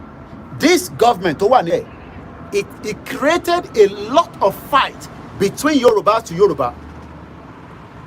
Because I could see it about posting nǹkan kan nígbà yẹn. Wọ́n attack me. Kí ló ń ṣe ẹ̀gbọ́n ìnà? Gbogbo ẹjọ́ mọ́ra wa náà ní London ni. Ẹ̀gbọ́n dẹ̀ jẹ́ sí mi. Mo á pé rẹ̀ kọ́fọ́kọ́f. Ṣe gbà sí fún wọn nìyẹn. Àìtí sọ̀rọ̀ láti gbà yẹn. Wọ́n lè máa wò mí báyìí nísìnyí, gbogbo wọn ti lọ ní fake account tó fi ń operate tó fi ń wò mí. Mo kí grandma Titi Crowder ẹ káàbọ̀ mà. Wọ́n ní, I hope they all realize that the appointment are not forever. The Fulanis can't wait to host them out. Hey, grandma, àwọn òyìnbó ńláńlá yìí, àwọn òyìnbó ńláńlá yìí olú ẹ gbọ́dọ̀ lọ ṣe translation ẹni kó lè bá yé àwọn èèyàn. So we are saying that why would Mr. Wale Edun trying to fix something that will be destroyed in another 8 years? I hope you are understanding what I'm saying. Number one, I have told you that would this government be able to make sure that before this government goes, owó yẹn ó ti mori yan percent kankan sí mi wọ́n ní naira is dead. Money no, ó ti dead nígbà tí Buhari wà níbẹ̀.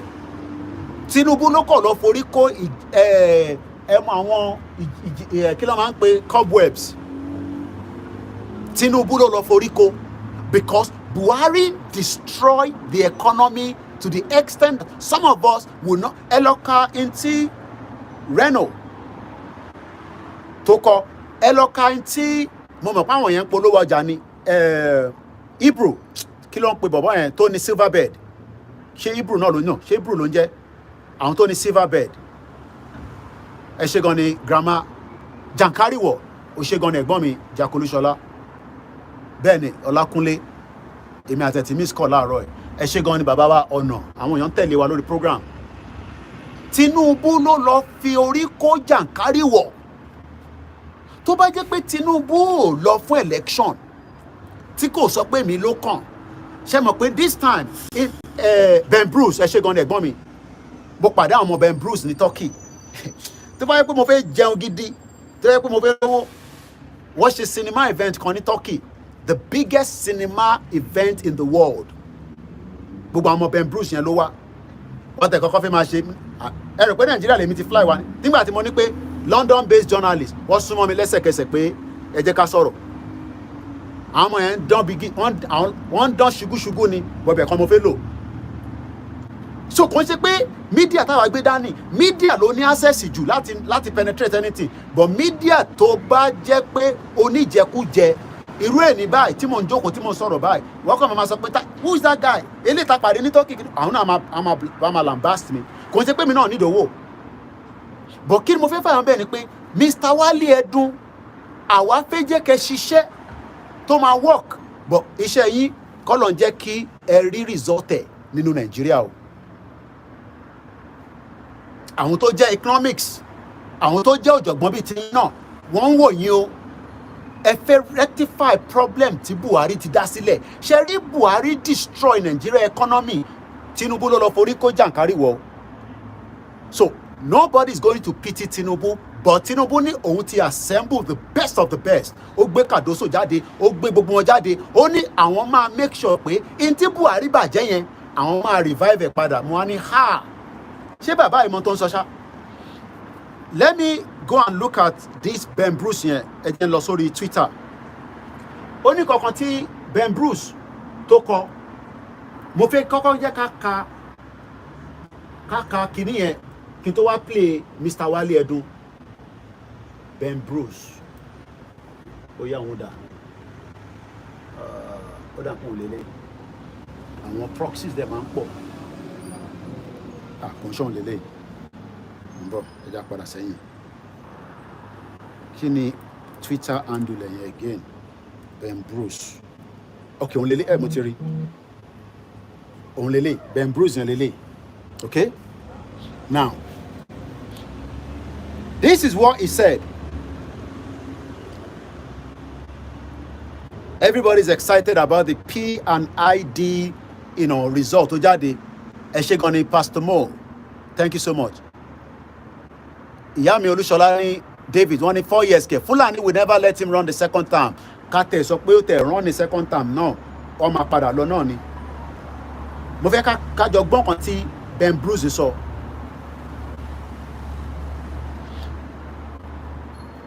The naira, mo láti máa mú naira yẹn kí n máa fi wọ̀nyí. So since I ti lo eléyìí nísìn, I can go live on the other side with this temporarily. I love people because ẹlòmíì tá a bá ní our live lórí Koikimedia Instagram. Ó dìgbà tá a bá start live fún Ọláyọmí Koiki kó tó mọ̀ pé our live.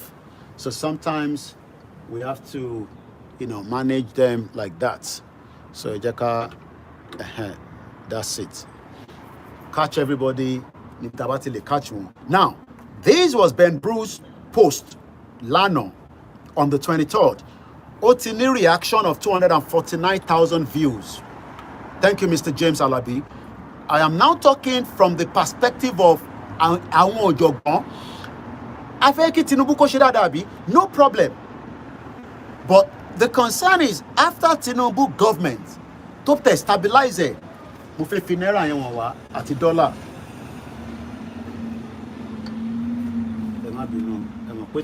So trying to manage. So yẹ ká gbélé báyìí. Okay, dollar da. Náírà lélẹ̀, ibo ni dollar wà? Kò dollar yẹn ó sáré bí àárọ̀ yìí nísìn owó yẹn ti di àná ìyàwó mi sọ pé owó yẹn is 1,450. Láàárọ̀ yìí nísìn ó ti di 1,490. Tó bá máa fi dollar bí àṣà Máyégún, mo ń gbọ́ Máyégún general lánàá. Ó ní náírà yẹn báwo òyìnbó hotel òun lò bí a náírà yẹn ń jó yóyó ní àbí nǹkankan. Now owó Nàìjíríà lélẹ̀ àbí.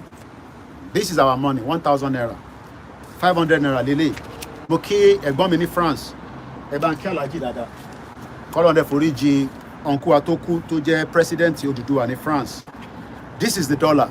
Now, Cardoso fẹ́ make sure pé àti Mr. Wale Edun, they want to make sure that they stabilize.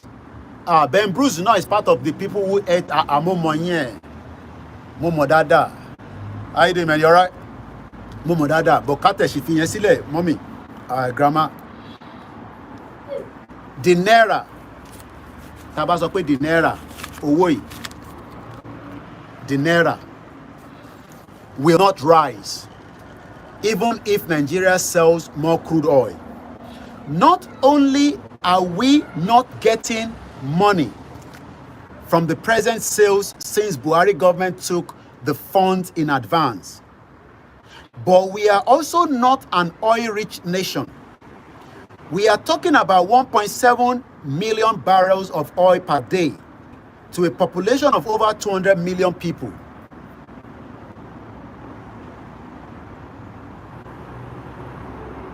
Okay, you're gonna ní ShopRite ní 2021.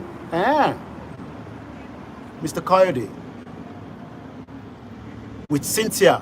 Oh yes, I remember you. I remember. Kò ń ṣe 2021 o, ṣé 2021 ni ṣá àìtí bẹ̀rẹ̀ Yorùbá Nation nígbà yẹn. Tí bọ̀bọ́ yẹn ní injury kan lẹ́sẹ̀. Ṣèbí Cynthia tó wà l'Amẹ́ríkà lẹ́ ń sọ. Woman tó ń ṣe nurse yẹn. Yeah, I remember you. I remember. Angola has just 15% of our population. And stop looking at the oil for our salvation. If we don't persist in buying made in Nigerian goods and services, we will perish economically. Did you hear that? We will perish economically. Moki, Big Banjo, Egbon, how we fit make and better? Give your solution. Well, the solution is for us to wind down the country, bring down the constitution. All this is not going to happen within the next 4-8 years or whatever years. Bring the constitution, allow the government today to force all these bomb bastard House of Assembly and everything. Bola Tinubu can stop the problem that we are facing today. And I have evidence to that. East Timor, the president of Indonesia spent 650 days, gave East Timor today, they are independent. We cannot survive in the Nigeria today. We don't have to be big to be able to have a better life. Finland, as small as it is not up to 6 million. You will live up to 83 years in Finland. So the solution is for us to dissolve this contraction called Nigeria. Many of you do not want to accept that. You want to use the brain that Eledumare give you to fix Nigeria, which is what Mr. Wale Edun and Cardoso wants to do. They want to fix Nigeria. But you cannot fix Nigeria because Nigeria is unfixable. There's so much interference. I'm responding to somebody that says, make we forget oil, Joe. We discover oil was when our problem started. Well, it's not when our problem started after the amalgamation. All this we find oil was the problem. No. The West, I don't know where you are living from, whether you are in Nigeria or not, but regardless of that, it is the West, and one boy, and one British, and one who forced the problem to what and face lower oil. So it has nothing to do with the oil. It has nothing to do with that. What we are saying is that the problem started after we were not allowed to flourish as who we are, Tiele Dumarida. And it's got to do with spiritual problem as well. And I'll give you why. I was talking about my program, Itimosheloruano, 2 o'clock. The former king of Belgium killed 10 million Africans. Ewafi spirit one were upset. So when some of us that are well educated then go program the man said, no, we will fix Nigeria. That is exactly what I'm explaining right now. Mr. Wale Edun is the finance minister. He wants to do his best under this administration of Bola Tinubu to stabilize this because the dollar is about 1,100 if it's not a little bit more. The pound is about 1,490. Dollar is pounds might be 1,500. Oh my word, equivalent as at now 10 naira need difference to what the pound sterling. This is 1,005. So, but we expect the Yoruba brains to want to fix in Nigeria. You want to fix a country that is not fixable. There's too much interference in Nigeria from outside. The IMF, the World Bank, and they are using Nigeria as a project. Nigeria is a program until we resolve to talk about things that are affecting us. It is not, okay. Ben Bruce is talking about, let's start, let me finish this and then I'll do a bit of analysis on this. It says that Angola has just 15% of our population and produces more oil than we do. Stop looking at oil for salvation. If we don't persist in buying made in Nigerian goods and services, how do you buy made in Nigerian goods and services when you do not have the system?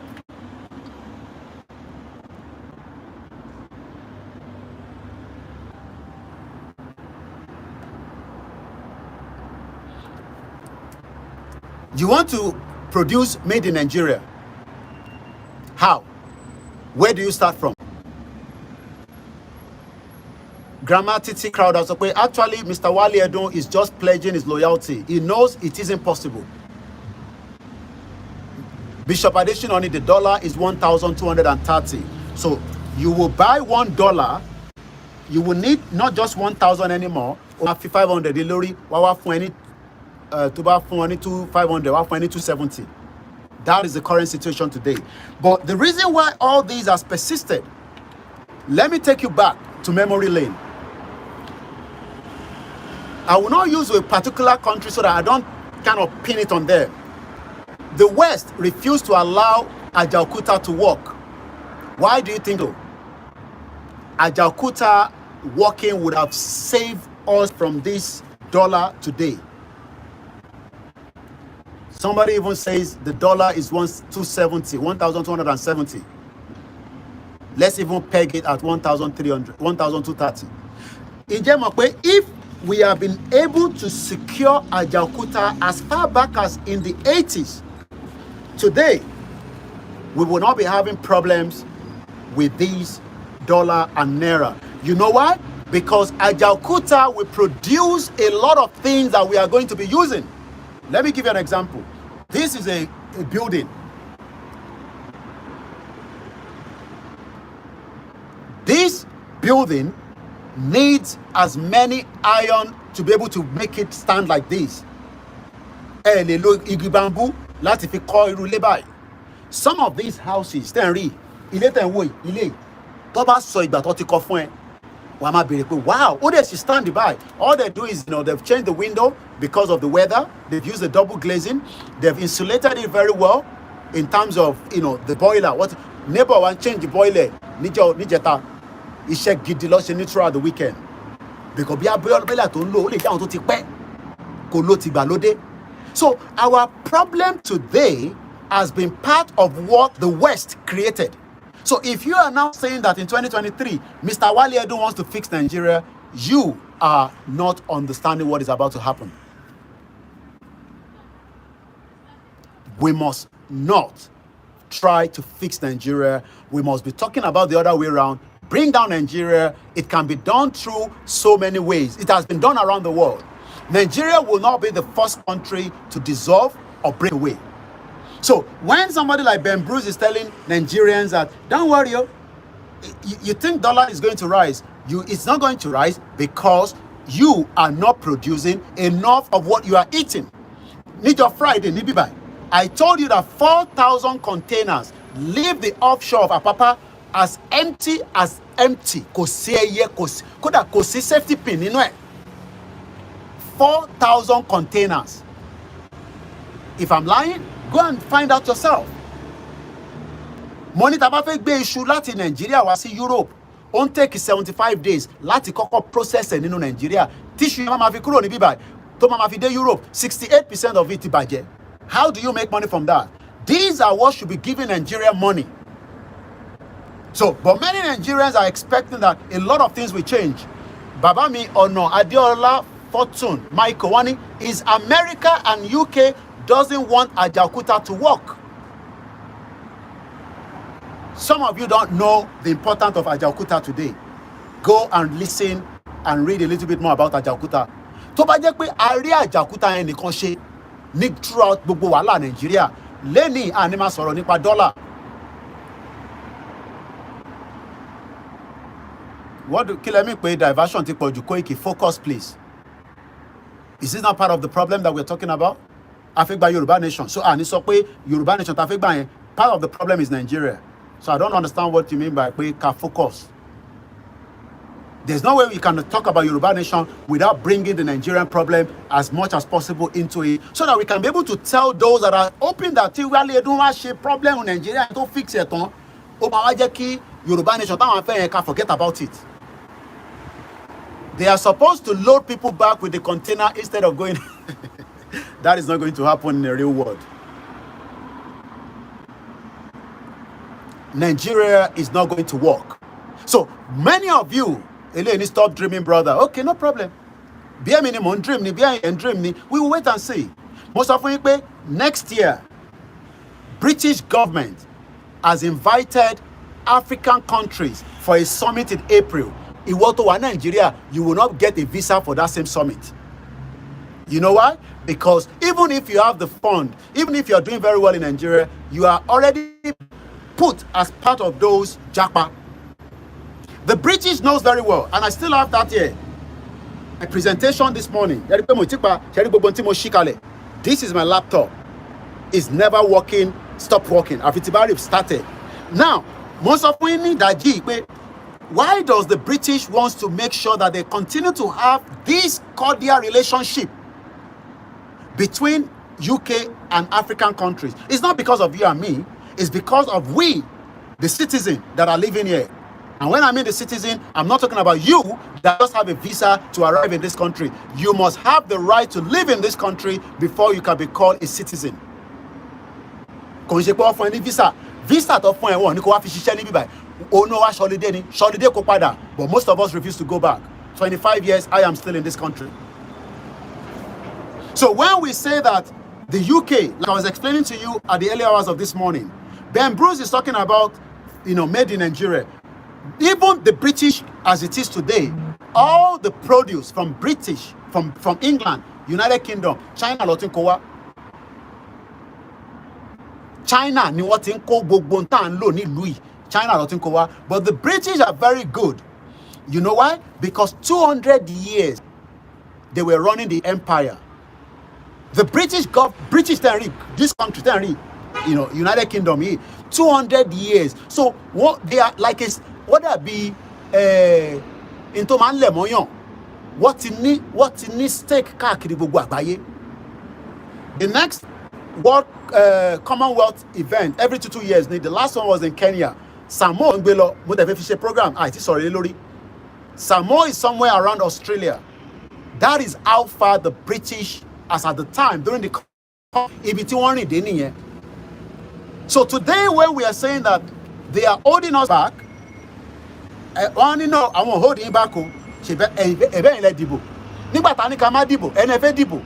Termite. Oda be termite.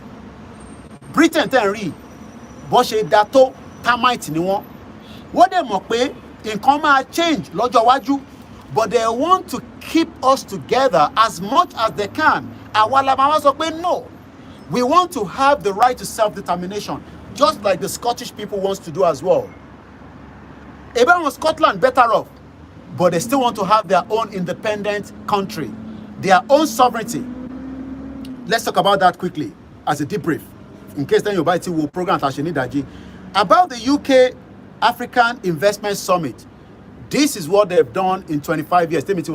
Summit, unique on summit, unique on summit. Share summit here showing impact in the local government here, near Yorubaland. Moki grammar awoni. Share summit don't share in UK. Show odo dot here, go dot here, irolong pa. We have 191 local governments in Yorubaland today.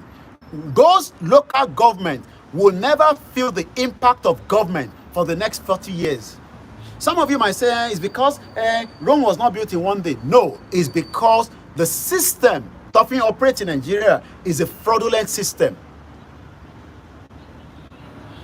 The UK Prime Minister, hopefully, will still be Rishi Sunak. The pressure back on is saying resign. But for now, it is Rishi Sunak. We'll host the UK Africa Investment Summit on the 23rd, the 24th of April 2024.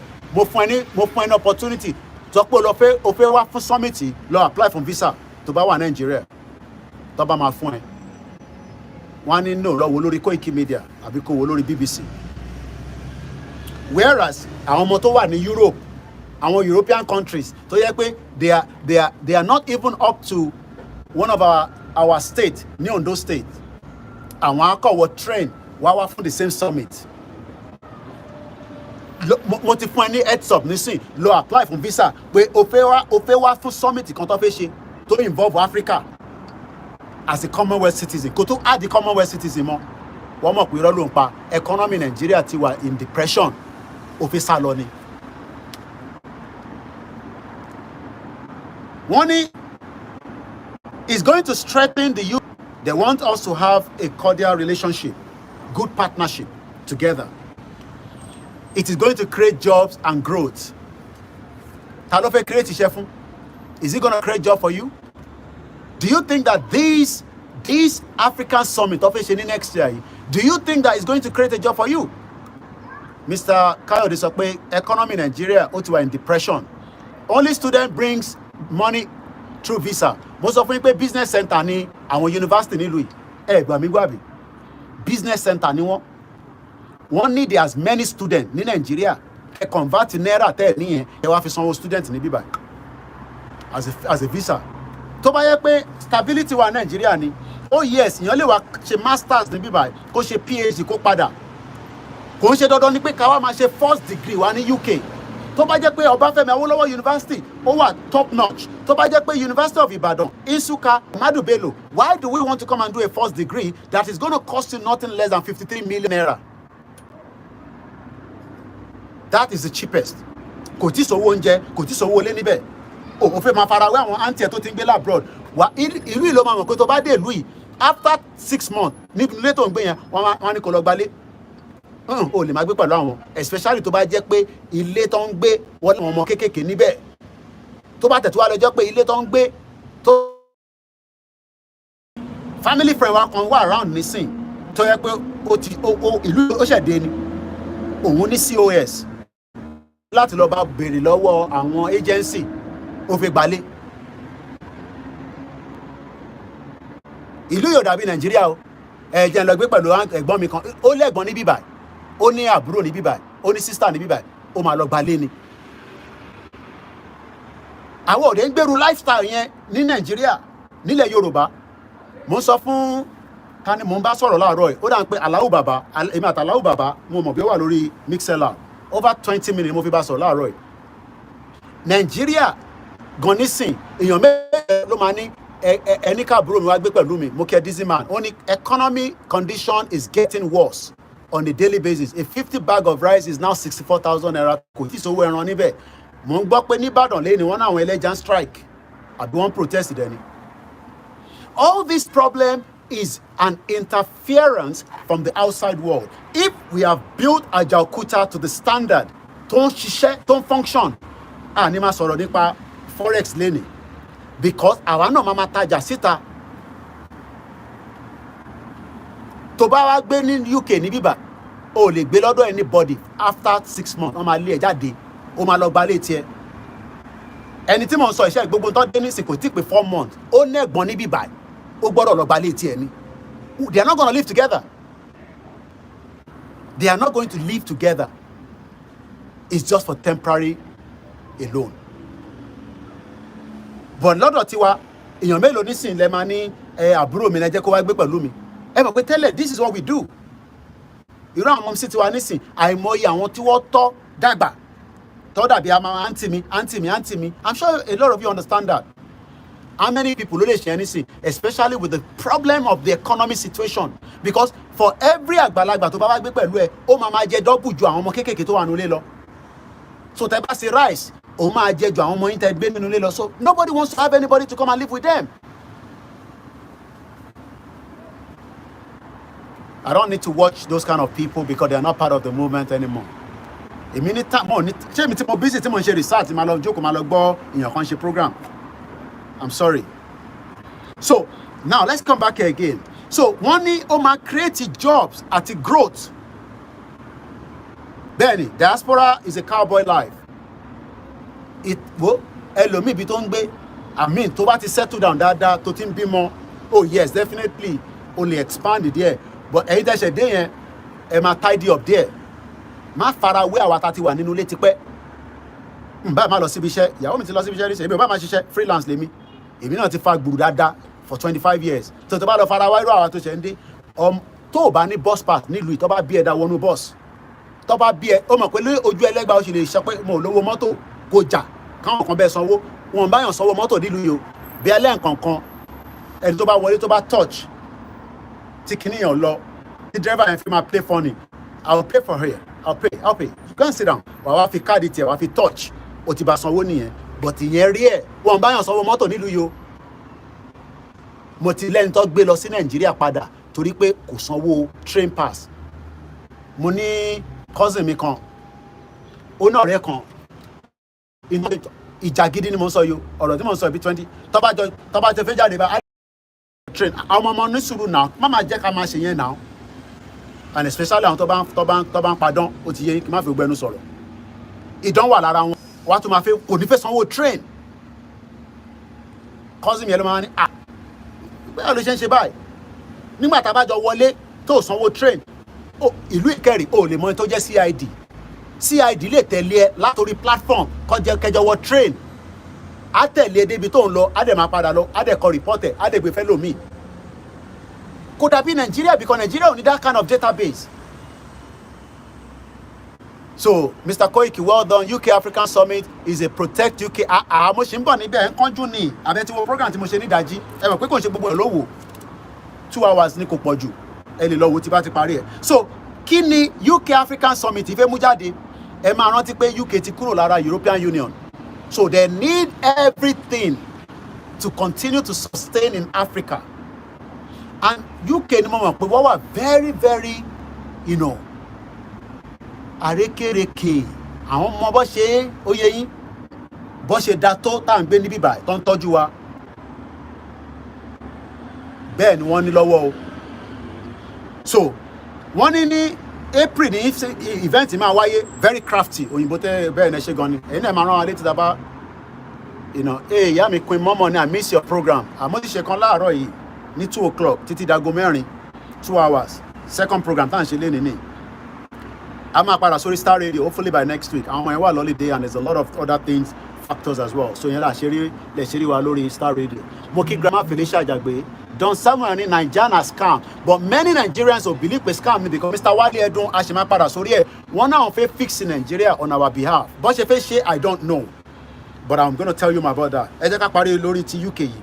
So the UK African Investment Summit 2024 will bring together political business leaders. Inú ẹ̀ lẹ máa ti rí Ọ̀tẹ́dọ́lá inú ẹ̀ lẹ ti máa rí kíni tó ní UBA yẹn tó ní Elémelu inú ẹ̀ lẹ ti máa rí Bọ́lá Ṣàgáyà ẹ máa rí gbogbo wọn tó máa dé suit inú ẹ̀ lẹ ti máa rí Ọkọ́yà gbogbo wọn máa wá àwọn business guru Yorubaland àti tilẹ̀ Yíbò àti tàwùsá ẹ̀rí Dangote irú àwọn tó ń fẹ́ nìyẹn ó fẹ́ irú wọ̀ fẹ́ wọ̀.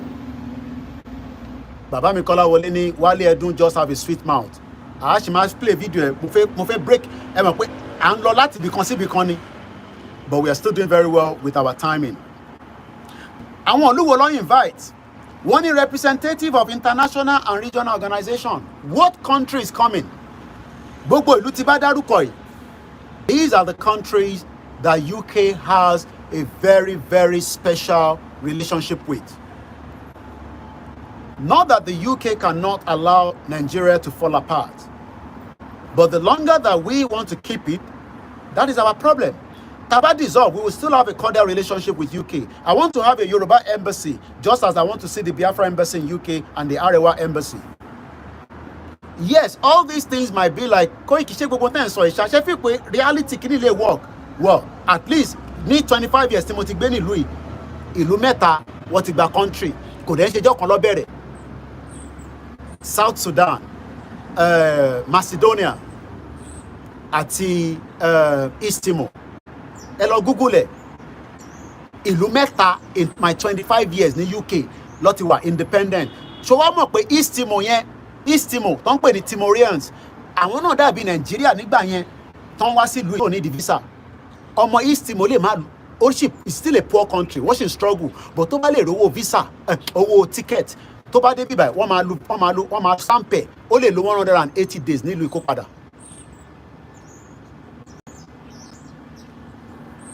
Àwa táwa jẹ́ the best of the British as a friend Commonwealth àti wá kéèyàn gan nílùú yìí ó dàbí ìgbà tí problem yẹn ti pọ̀ jù.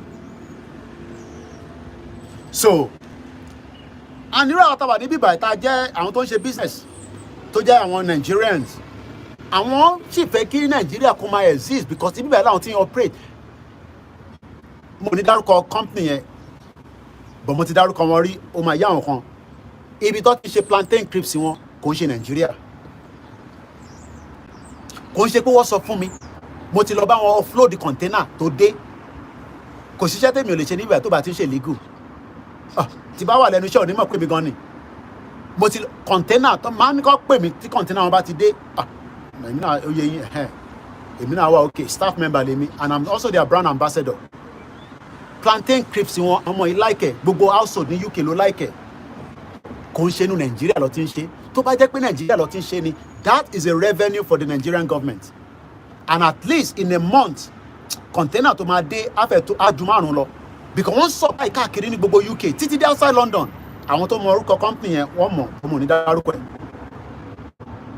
àwọn ìlú wo ni ó ń bọ̀ fún summit yìí wọ́n Nigeria ń bọ̀ Angola ń bọ̀ Botswana ń bọ̀ Cameroon ń bọ̀ Cote d'Ivoire ń bọ̀ Democratic Republic of Congo ń bọ̀ Egypt ń bọ̀ Ethiopia ń bọ̀ Ghana ń bọ̀ Kenya Malawi Mauritania Mauritius Morocco Mozambique Namibia àti ìlú mùjẹ̀mùjẹ̀ tẹ́ ń pè Nàìjíríà Rwanda Senegal Sierra Leone South Africa Tanzania Tunisia Uganda Zambia tí Yorùbá country bá wà láàrẹ̀ kò tí pọ̀ jù and don't let them fool you and say àti Mike Adenuga bẹ́ẹ̀ ni àwọn olówó Glo nìyẹn Globacom àwọn yẹn ti Babangida ti sort àwọn yẹn out àìlòmíì náà ní sẹ́wọ́n kí Tinubu sort wọn out àwọn náà fẹ́ dolówó wọ́n fẹ́ máa di big man kọ́ máa ra private ẹlòmíì fẹ́ ra private jet kọ́ ló ń jẹ́ rírà nígbà tí Tinubu wà níbẹ̀ o ìjọba Tinubu á gbè yín o.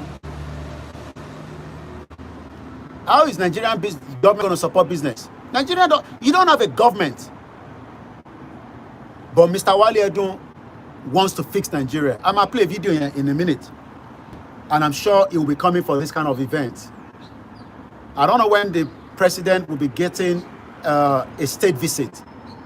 But like I said, we must be preparing to hold our own rally. Koto Dipe Tinubu Mawafun state visit. I've talked about that. So the UK, according to the United Nations Conference on Trade and Development World Investment Report 2023, the United Kingdom, Timowa Ninwei, is the largest holder of foreign assets in Africa. The largest foreign asset in Africa, UK ló ní lọ́wọ́. Ìwà rò pé wàá kàn ní kí ni bọ̀bọ́ yìí sọ lójoojúmọ́ yìí? Ó fẹ́ máa ṣe àwọn èèyàn lọ́kàn kúrò lára Nàìjíríà. No. Ẹ lọ dìbò. Ṣèbí nǹkan tí Katrina Lang sọ fún yín nìyẹn. Ibo ló wà nísìn? Wọ́n tún move ẹ lọ síbòmíì. The new High Commissioner tó wà níbẹ̀, Dr. Richard Montegori. Katrina Lang, Katrina baby, ẹ ṣáà rántí baby yẹn. Kùkùté. UK is the largest holder of foreign assets in Africa. Ẹ ṣé gan ni ẹ̀yin tẹ́ fún wa ní rose. Thank you so much. Ìyá Oòduà. Ṣé Ìyá Oòduà kan náà ti Manchester? Ìyá Oòduà. Mo rántí orin yẹn tó ṣe fún wa nígbà yẹn. So the UK has a unique position. Thank you, Koiki. I want to suggest Yoruba Nation should send a delegate for the business summit using the UNPO document. We can participate. Well, let's hope the YSDM will pick on that. Ifaloke Ogbeyohun Eshegoni. Thank you so much, everyone that is watching us. The UK has a unique position as a global financial hub. Ibi by any financial hub. America gone more. Okay, America man fe ṣe bí àgbàlagbà. O man fe Eshegoni, Mr. Saeed Ade for the rose as well that you're giving us. Thank you so much. The UK has a unique position as a global financial hub, leading investor in the continent and the covering power. The UK African Investment Summit 2024, we use this to secure. Secure. So if you are saying that you want us to keep Nigeria, no problem. The UK wants to do that event the next year, April, to secure mutually beneficial major investment into African countries. Kí lẹ rò pé ń díjà sílẹ̀ between Niger àti France. Wọ́n fẹ́ gba bẹ́ẹ̀ ni London, Paris, New York. City mẹ́tẹ̀ẹ̀ta yẹn ilé owó ni. Àwọn tá a jẹ́ ọmọ Yorùbá tá a wà níbí báyìí, aláwọn Yorùbá tó yẹ pé they are doing very well in those financial sector. But in reality, Uber, health sector, businesses kékèké ní púpọ̀ ní wọ́n ń ṣe nílùú yìí. kò sí pé kò sáwọn ọmọ Nigerians tó wà nínú financial hub tó ń jẹ owó gidi tó yẹ pé wọ́n lè ra champagne £3,000. Gbogbo insurance tá à ń rà, gbogbo kìíní tá à ń rà yẹn is part of it. Àwọn kan ló ń control, especially when it comes to the gas. Europe ń lose gas lọ́wọ́lọ́wọ́ because ìjà wà láàrin Russia àti Europe. Àti ṣàlàyé fún yín tẹ́lẹ̀. So what need the Nigeria láti gbé gas bọ́ta? Nigeria ti block already. Mo dẹ̀ gbọ́ pé wọ́n ní mo mọ̀ bí Bọ́lá Tinubu ni, but wọ́n ní wọ́n fi kidnap àbọ̀ fẹ́ gbé Bazoum. Ẹ̀gbọ́n kankan mọ́ nípa Nigeria nísìn, ọ̀rọ̀ Israel ti overshadow news. Ẹ̀gbọ́n kankan mọ́ nípa Russia, wọ́n wá náà fẹ́ lọ gbé Bazoum jáde, wọ́n fẹ́ gbé through back door, but wọ́n ti kíkẹ̀ mọ́lẹ̀. So there's still issue between us. Ṣé mọ̀ pé Buhari ṣe investment lọ síbẹ̀, real project, $2 billion, àwa la máa sanwó yẹn. Some of you might be asking that, okay, Mr. Koiki, tá bá wá pín, báwo la ṣe máa sort gbogbo loans, gbogbo assets? Kí ló ń pè ní asset? Asset táwa ní a mọ̀, asset táwọn Igbo ní wọ́n mọ̀, asset tí Yorùbá ní wọ́n mọ̀. Ìyẹn la ṣe ń sọ pé we must start having a shadow government. Ká máa prepare pé okay, asset tó wà ní Nàìjíríà nísìn ní Southwest. I'm sure pé àwọn kìíní máa ní that kind of template. Àwọn tó ń pè ní Don. A máa negotiate gbogbo asset ni. The big bang is coming soonest. Well, I have no doubt. We don't want to have a bloody civil war, but the likelihood that there will be a bloody civil war is on rapture dear ni. So in the long run, before we move away from here, the UK needs that summit to reassure those African partners that we are still in business. They need that summit to continue to say that, look, everything will be fine. Syria election like how I wish Yoruba youth watch your program. Well, I hope so as well. Because Shewon is working for Nigeria. It's not working for Yoruba nation. And he's a good friend of mine. And he's doing very well. So they need to secure the mutual beneficial major investment into African countries. Facilitate two-way trade and investment. Not that we would not have trade with any country. We are not going to be like North Korea. North Korea is an hostile country. Awashimani cordial relationship. But as an independent sovereign nation, not under Nigeria. The first thing, because when I speak English, I'm not communicating to you alone. This is a media platform. I'm communicating. So when I speak in English because I'm communicating. I have a lot of foreigners that are watching me. I have a lot of my media colleagues. Meeting Monday. These are the people that are, and they must understand what I'm talking about sometimes. Even though I'm not language to what I think communicate. I'm not expecting Tinubu to give you a regional government. Don't expect even Tinubu to give you a full autonomy of state police. Tinubu bá rí state police ṣe ẹ jẹ́ ká jọ kọ sílẹ̀. State police lásán, because only láti lọ sí house, only láti gba house àti senate àti red chamber àti black chamber yín ní Abuja. Tinubu cannot just say òun fún yín ní state police. And àwọn northern ló pọ̀ jù ní senate, àwọn ló pọ̀ jù ní house. Bí àìtorí ènìyàn kan ṣe sọ fún mi lánàá pé àbíjẹ tata sí program pé I need the more local government, kí Tinubu dẹ̀ fún wa ní more state, but ká ṣe máa fẹ́ Yorùbá nation. So support policies, reforms that boost a long-term prospect for investment. Eshegoni Iyami Yeti Queen, thank you so much for the other day. We appreciate every one of you that continue to support the platform through prayer, through advice. If you have a question, you can always send it to me at info@koikimedia.com. Info@koikimedia in one word. Or you can send it through my private email, musakalam@gmail.com. Or you can go on my website and you can write a comment and it will come to me automatically. The summit we built on the result of the UK African Investment Summit, friends, in 2021 and last year. The 2020 summit marked an important milestone in our partnership with African countries where over 6.5 billion pounds of deals were made. Did you get that? In 2020, summit tó ṣe yẹn nígbà COVID, wọ́n sọ fún wa nísìn pé it brought about 6.5 billion, and it is highlighted, so I can click on that. So when I look again, your charger is. Let me put this here.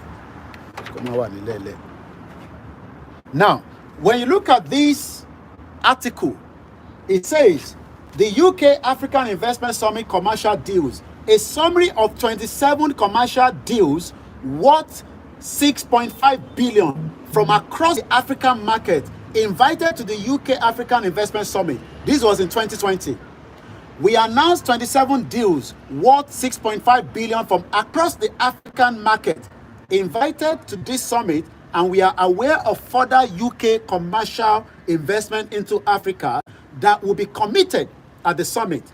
The diverse and the fast-growing economy of Africa offer a huge potential to the UK businesses. Over 36 billion pounds worth of trade is already happening between UK and Africa. Èwo ni wọ́n rí jẹ níbẹ̀?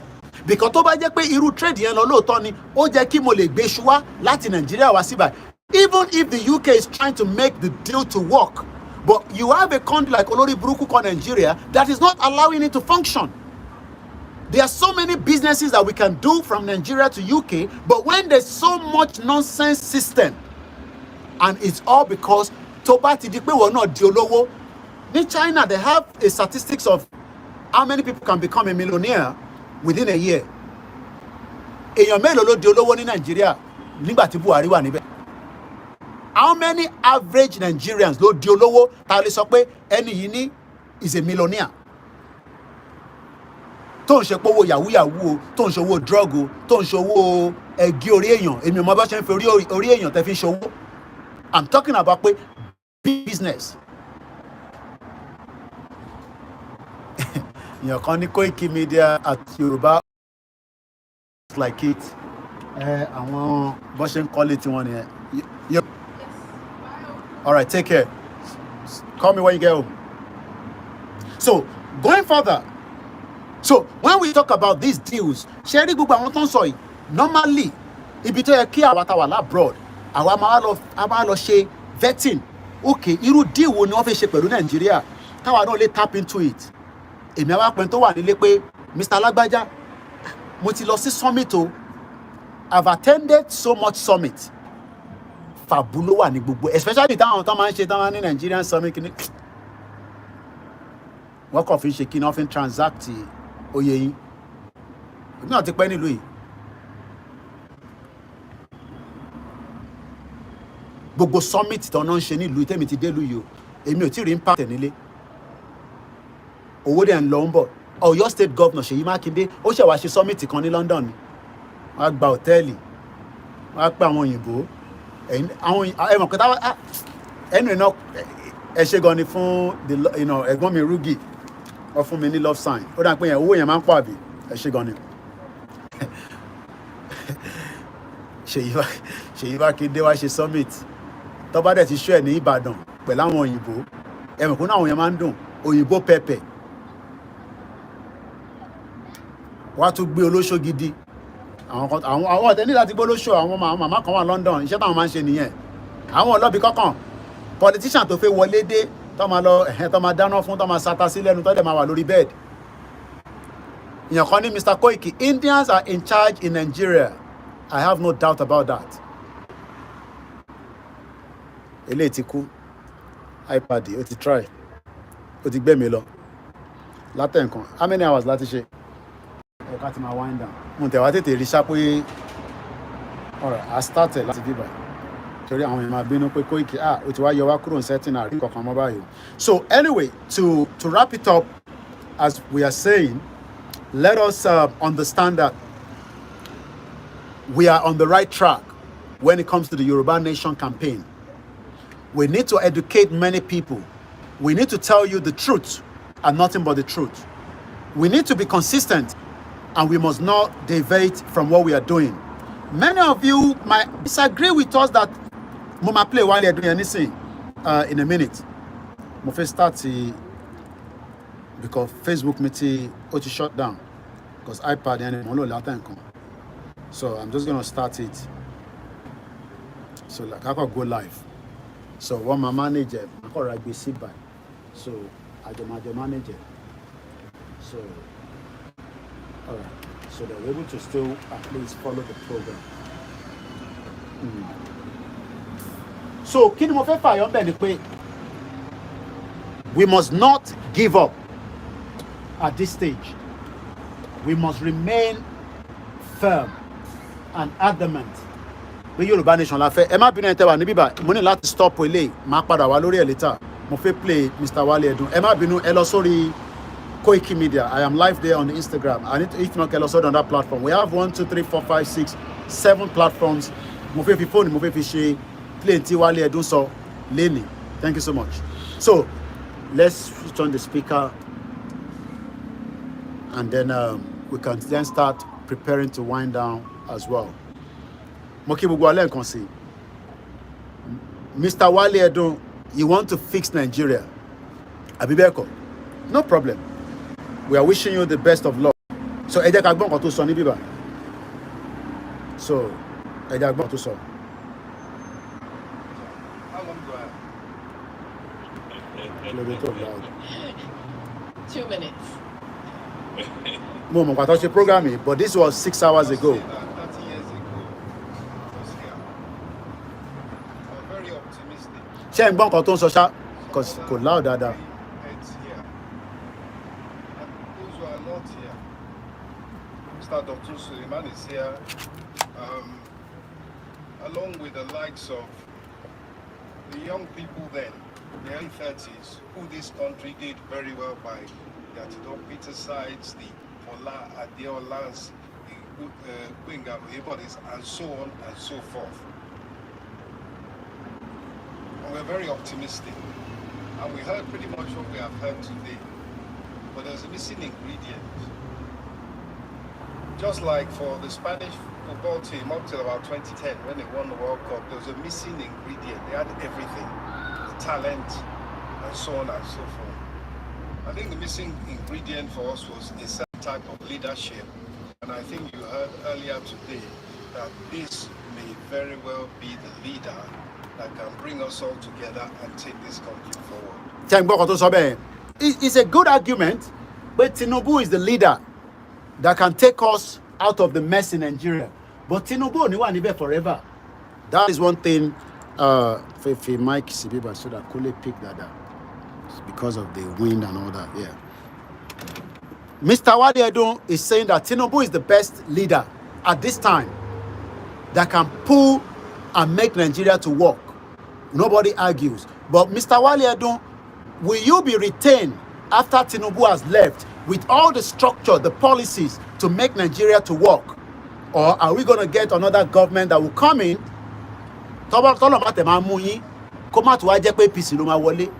Kó lọ jẹ́ pé irú PDP ló wọlé àbí Labour Party gbogbo wàhálà tó bá ṣe wọn ní follow ẹ̀ kódà nígbà yẹn gan ẹ ṣé gan ni ìyá mi Yeti Queen, thank you so much and I say thank you, we appreciate. So we are not here to condemn Mr. Wale Edun, but we are saying that Mr. Wale Edun, all this you are trying to do, Ọlọ́run ti fún yín ní talent, ẹ ti kàwé dáadáa, I mean, why are you trying to fix something that eventually somebody else will come? Tí PDP bá dé, kódà Ọlọ́run má jẹ́ kó probe Wale Edun gan, òun gan á fẹ́ sá kúrò Nàìjíríà. Even though pé tó bá jẹ́ pé ó ṣe dáadáa. Ṣèbí torí pé APC sí APC nísìn, ẹ̀wọ̀n tí Tinubu ṣe pẹ̀lú Emefiele lọ́wọ́lọ́wọ́. Ẹ wá imagine tí another government bá dé. So ẹ̀yin tí ẹ̀ ń support wọn, ní kẹ́ má support wọn. Yes, Nigeria ò tí pín now. So èmi ò lè fún yín lówó, so government láti ṣe in tó máa jẹ́ kí ẹ rí oúnjẹ jẹ, ó máa láti ṣe tí ayé yín máa fi wà stable, tí Nàìjíríà máa fi pín. But tí ìjọba yìí bá parí ẹ̀, tí Wale Edun, bàbá Wale, rántí ní ká má pín bàbá, Mr. Wale Edun, brilliant, very good, he knows what he's talking about. Ó tún gbé Kàdósò wọlé, ẹja máa gbọ́ lọ. I also want to thank Economic Summit team, particularly the likes of Joma Taylor, Sohade Okoli, who determinedly pushed and pushed to make sure that Mr. President was in a position to have information to keep his promise. It's not easy. Okay, mo fẹ́ máa analysis there dey lórí. Only Mr. President has a lot of good things to keep him informed. Ṣé wọ́n keep Buhari informed?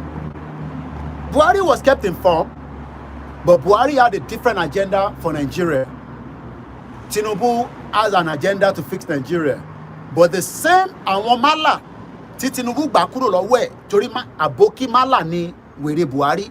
Ọmọ Fúlàní gidi ni. Buhari's father is from Niger. Ìyá ẹ̀ gangan ọmọ Katsina.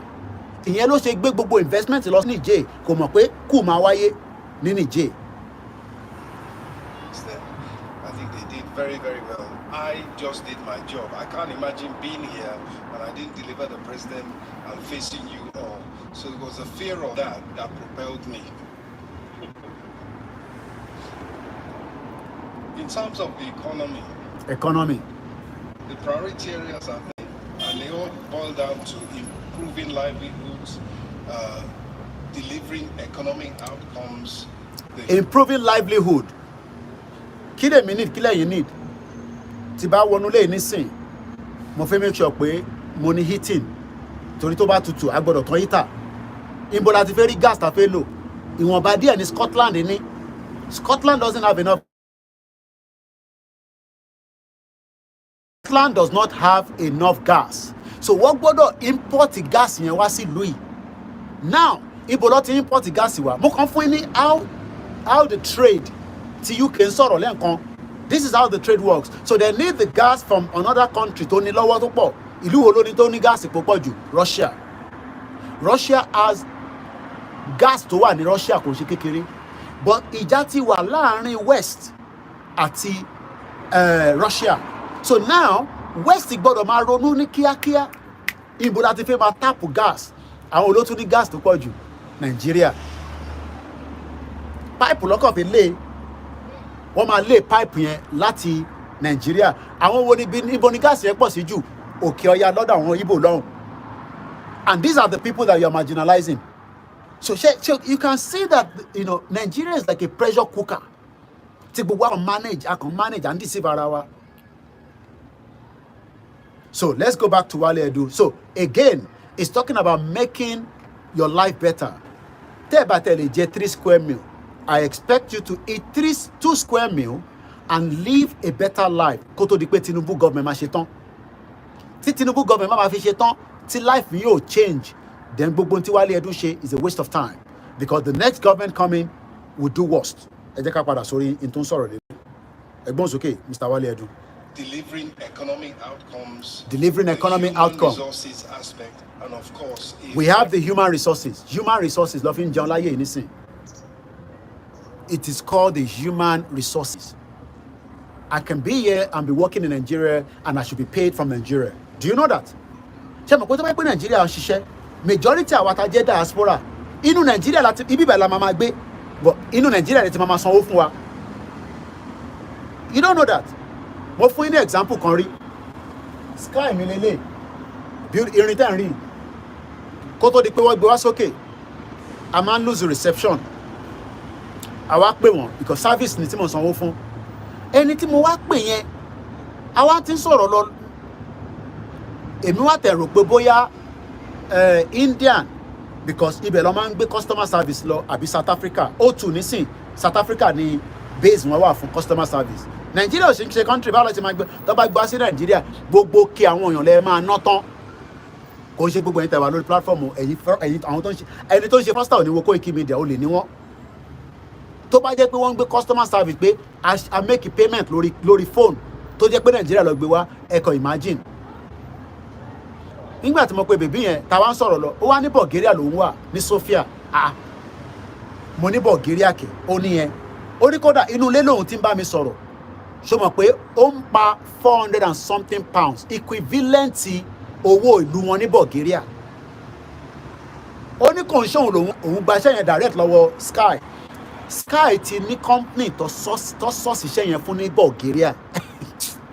Ẹ̀rọ Nigerians, tẹ́ bá ń gbọ́ program mi, torí yín ò bá burst, mo mọ̀ tó tún lè burst torí yín. Ṣó mọ̀ pé wọ́n tó wà Nàìjíríà, tó bá yẹ pé Nàìjíríà ní system tó ń ṣiṣẹ́ tọ́dẹ̀ lè checkmate exam lásán lẹ ṣe nìbàdàn wọ́n ti ní gbogbo àwọn 520 tó ṣe exam yẹn àwọn nọ́ọ̀sì ìlú yìí wọ́n ní olè ní no ẹ má yẹ kí n lò bẹ́ẹ̀ wọ́n ní ẹ ti commit crime against humanity wọ́n ní center yẹn olè center ni so gbogbo àwọn tó lo visa wọlé through center yẹn nísìn wọ́n máa retake exam yẹn ẹ wá imagine ẹni tí kò tẹ̀ sí exam yẹn rárá tó yẹ pé wọ́n bá ṣe ni ó ń padà lọ Nàìjíríà àbí kó wá bó ṣe máa sọ́ta rẹ̀ out tó bá jẹ́ pé tó ti wọlé o ìlú yìí dẹ̀ ní time láti ṣe investigation exam center lásán ó ti wà corrupt ká wá gbé gbogbo call center wá sí Nàìjíríà ṣe mọ̀ pé yẹn ẹ máa di hush puppy tó máa pọ̀ níta ó máa fẹ́ tó 3 million tìbí gbà tó hush puppy tó ń tẹ̀ sí wa lójú ẹ ti rántí kò tẹ̀ ó tẹ̀ tún olè ló ń jà ó tún tẹ̀ sí wa lójú àwọn kan tún máa wá hẹlẹ̀ hush puppy ìgbà tẹ́mi ò lẹ́ ń ṣe hush puppy èmi ò kí ń ṣe hush puppy ṣèbí hush puppy á máa jẹ McDonald's kò tẹ́ ń jẹ McDonald's jẹ fruit jẹ gbogbo àṣọ olè ló ń jà ó lé ní nígbà tó brain yẹn kí ló dé tí kò fi ṣe fún Nàìjíríà kò Nàìjíríà fúnra rẹ̀ ó ní kò help òun because mo gbọ́ background ẹ̀ díẹ̀ ó ní Nàìjíríà ti jẹ́ kóun suffer ó dẹ̀ jayé tó dáa but nísìn ó dẹ̀ yẹ pé prison tó wà gan better ju wọ́n gan lọ I'm not joking prison tí ó wà l'Amẹ́ríkà ó better ju ẹ̀yin Nigerians tẹ́ wà nílé lọ because ó máa jẹ oúnjẹ mẹ́ta ike Kérémàdù nísìn irú aṣọ tó máa fún ike Kérémàdù tó máa wọ̀ nísìn aṣọ òtútù ni torí kò gbọdọ̀ kú sí bíbáyìí kò dẹ̀ wá sílé until Tinubu máa fi ṣe gọ́ọ̀mẹ̀ntì ẹ̀tàn because almost 7 years ló là ń pọ̀ fún ike Kérémàdù tó bá jáde gan sef ó máa ní tag lẹ́sẹ̀ so what we are saying is that this country has the human resources how can we have 60% of youth ẹ̀ ń ṣetán ní university ẹ̀kọ́ ń bára yín sùn back and forth inú ẹ̀ náà lè máa bímọ ẹ wá fẹ́ gbé responsibility ọmọ yẹn ẹ fẹ́ gbé lé sister yín labroad ẹ rò pé sister yín ò ní ọmọ tó máa tọ́jú tó bá jẹ́ pé Nàìjíríà ṣiṣẹ́ ni movement tó bá ti ṣe kí ọ̀rọ̀ kì tó ti confam pé wọn ò rí mọ́ wà á lọ register wà á fún ẹ ní red book ìyẹn làwa ń lò ní bíbá bóde yẹ pé green book lọ́ọ́ máa fún yín so gbogbo ilé tí Mr. Wale Edun sọ yìí campaign after election ni campaign after election ẹ̀yin lẹ́ ń ṣe kíbọ̀ rọ́ọ̀kì àwa gan níbi ìbáyìí gan sẹ̀ a ti pàdé mọ́ torí gọ́ọ̀mẹ̀ntì gan sọ pé ká tighten up ẹ̀yin wá ń ṣe kíbọ̀ rọ́ọ̀kì wà wá bímọ tán wà wá máa bọ̀bọ̀ kan bẹ́ẹ̀ ó rẹ̀ send message sí mi Mr. Koiki support akílódé kí n lọ jalè fún ẹni èmi náà ní family now Nàìjíríà láti máa sanwó fáwọn àtàwà níta as diaspora ọ̀ọ́kọ́ employ wa kájọ look kò ṣe àwọn tó wà ní medical line ṣé o mọ̀ pé you can work as a medical doctor láti ta kó máa treat èèyàn ní Nàìjíríà àwọn kan ṣáà ń ṣe as voluntary job àwọn kan dẹ̀ ń ṣe as humanitarian work bọ̀bọ̀ kan wà lórí Twitter oríṣiríṣi ló máa ń dissect nípa health so ó máa give and take láyé tó bá jẹ́ pé ìlú yẹn ń ṣiṣẹ́ so gbogbo ilé tí Mr. Wale Edun sọ ẹ̀yin wo ṣe ọmọ GSS 3 tó gbọ́yìnbó lẹ́fẹ́ sọ pé human resources kò gbọ́ pápá. And this is why we are saying that let's wind down this country. And you know, ẹ wá jẹ́ kó máa fi Nàìjíríà ṣe try your luck. Bí ti máa ń play nígbà tí mo wà ní phase 2. Ó ṣàtúmọ̀ game yẹn try your luck. Wàá lọ try your luck bí o máa jẹ bí ò ní jẹ. This is not what we want. They are using Nigeria as an experiment. Must be mo kí ẹ bẹ́ẹ̀. Mo kí ẹ ọmọ Kẹ́hìndé. Nigeria has become a testing ground. Inú ẹ̀ náà ni Bill Gates máa ṣe tiẹ̀. Inú ẹ̀ àwọn kan tẹ̀ like Bill Gates monopoly tó ń play lórí kò sí laptop kan tó bá rà láyé yàtọ̀ sí Apple wọ́n dẹ̀ pé another software another operating system kan mi ti mọ̀ yẹn nígbà tí mo ń ṣiṣẹ́ computer wọ́n ń pè ní Ubuntu ó dájú Microsoft lọ but Microsoft ò jẹ́ kó gbérí ó tẹ orí ẹ̀ mọ́lẹ̀ kò jẹ́ kó gbérí rárá ta ló ti gbọ́ Ubuntu rí is an operating system kò sí kọ̀mpútà tó bá rà láyé lé nísìn o máa bá Microsoft níbẹ̀ why it is monopoly àwọn ọ̀dẹ̀ ló ń control media I don't even want to mention the name of àwọn ethnic group kan tó ń control kì í má wà controversial lórí program mi àwọn tí wọ́n Ubuntu bàbá operating system ni èmi prefer ju Microsoft lọ eléyìí ni Wale Edun ṣàwọn sọ fún wa pé human resources wà Tinubu is a listening person okay tó bá wá ṣe tán then what happened we are not here to condemn Tinubu government. But we are saying that the future of Yoruba people in Nigeria is not working. Ìyẹn lẹ fẹ́ accept. Ẹ fẹ́ kó máa fi Nigeria ṣe trial log. Kájọ máa ṣe kó máa lọ sẹ́yìn kó máa lọ síwájú. Àwọn ní time yẹn. Lótìtọ́ ẹ lè máa sọ pé yẹn but ọ̀nà wo la máa fi gba Yorùbá nation? Oríṣiríṣi ọ̀nà ni United Nations kọ́ ló máa fún wa ní country. But the first thing is àkọ́kọ́ gbọ́dọ̀ gbọ́ ara wa yé dáadáa. Mo ní 50%. Mo fẹ́ dárúkọ ìṣítẹ́ni ẹ̀ tí ń ṣiṣẹ́ àgbàlagbà popular person ní ti bá dárúkọ ẹ̀ gbogbo ilẹ̀ máa ní irú yàn báyìí ló sọ bẹ́ẹ̀. Tẹ bá rí nǹkan tó send sí mi lórí status mi wọ́n ní 90% ló ń follow Tinubu. Mo ní I can't wait for this government to finish. Àwa ní time. Ṣé rí time yẹn lẹ́yìn òní ìyẹn lẹ ṣe ń pààyàn lẹ ṣe ń ṣe oríṣiríṣi because ẹ wà in a haste which is the right thing. Báwo nìyẹn ṣe máa sick tó máa lọ sí hospital tó ní 10,000 naira. Girl kan nísìn l'Abuja wọ́n ní kó wá ṣe usher gbogbo tó fẹ́ fún wọn ní bí i 10,000 naira per day ni kódà ó ń sunkún ni ó ní wọ́n strip òun naked ní Abuja. Àwọn boys they are not smiling. The situation is going to get worse. Lóòótọ́ ẹ lè ní pé Tinubu máa stabilize ẹ̀ ká sì fún ní time problem tí yín nìyẹn kó fix Nigeria kó ṣiṣẹ́ fún yín no problem but fáwa long term àwọn ò lè accept pé ká remain in Nigeria. Ìyẹn la ṣe ń tẹ̀lé bàbá Akíntóyè la ṣe dúró ti bàbá Akíntóyè. Nigeria is èwo lẹ tún gbélé mi lórí ibà oríṣiríṣi lẹ máa ń rà nínú TikTok yìí o ẹ ṣé God thank you so much fìlà bíi cowboy mo tẹ̀ láti lọ wá cowboy $8 mo máa ní di fìlà cowboy àwọn ní cowboy yẹn Ọlọ́run bá wà pẹ̀lú gbogbo yín. Bishop Adesina ní Yorùbá nation will give the blue book. Agents ọ̀kọ́kọ́ fún yín àwọn kan wà tó ń pè ní Dawn. They have a very good platform. They have a Talomo Dawn is a southwest something that put together, they're working with the government in Yorubaland. But Intofe move, they move it because there's a lot of restriction in the current situation of Nigeria. DAWN. There in Ogun State is a southwest joint, they have a brilliant template. But gbogbo tó fẹ́ ṣe ó wà restricted to some extent. Ṣẹ̀ríta àbá mo fẹ́ ẹ jẹ́ kí n lọ meaning sovereignty fún yín. Ṣẹ̀ríta àbá gba sovereignty yẹn padà. Ẹni ẹ fẹ́ ṣe restructure, ẹ fẹ́ ṣe regional government. A sì máa wà lábẹ́ olórí burúkú àwọn tó wà ní north. Ẹ jẹ́ ká gba sovereignty wa ká dá dúró tán délẹ̀. Tábàtẹ̀ máa bára wa jà, ká máa bára wa jà kó jẹ́ pé Yorùbá la máa bára wa sọ. Kò ń ṣe pé à ń bára wa jà ní èmi sọ òyìnbó, ìyẹn kan ní why you speaking in English? Because tábàtì ní sovereignty tiwa, it comes a government that will tell you that gbogbo ntẹ́ bá máa ṣe tẹ́ máa fi operate is under Yoruba constitution. How many of you understand the 1999 constitution? How many of you have read it? Some of you don't even understand what is inside the constitution. It's one of the biggest fraudulent constitution. Constitution in the Tinubu one law. Constitution in the Tinubu law. So you think that Tinubu can change anything with this fraudulent constitution? So when we talk about sovereignty, kini meaning it? Sovereignty. Tabani is a supreme power or authority. We need that sovereignty. Iye gangan la need. Tabati ní sovereignty tiwa, gbogbo àwọn provinces wa, kí ló ń pè ní provinces, gbogbo bí tẹ́ ń pè ní local government lẹ́ni. Ó máa bẹ̀rẹ̀ sí transform. A máa bẹ̀rẹ̀ sí ní strong database.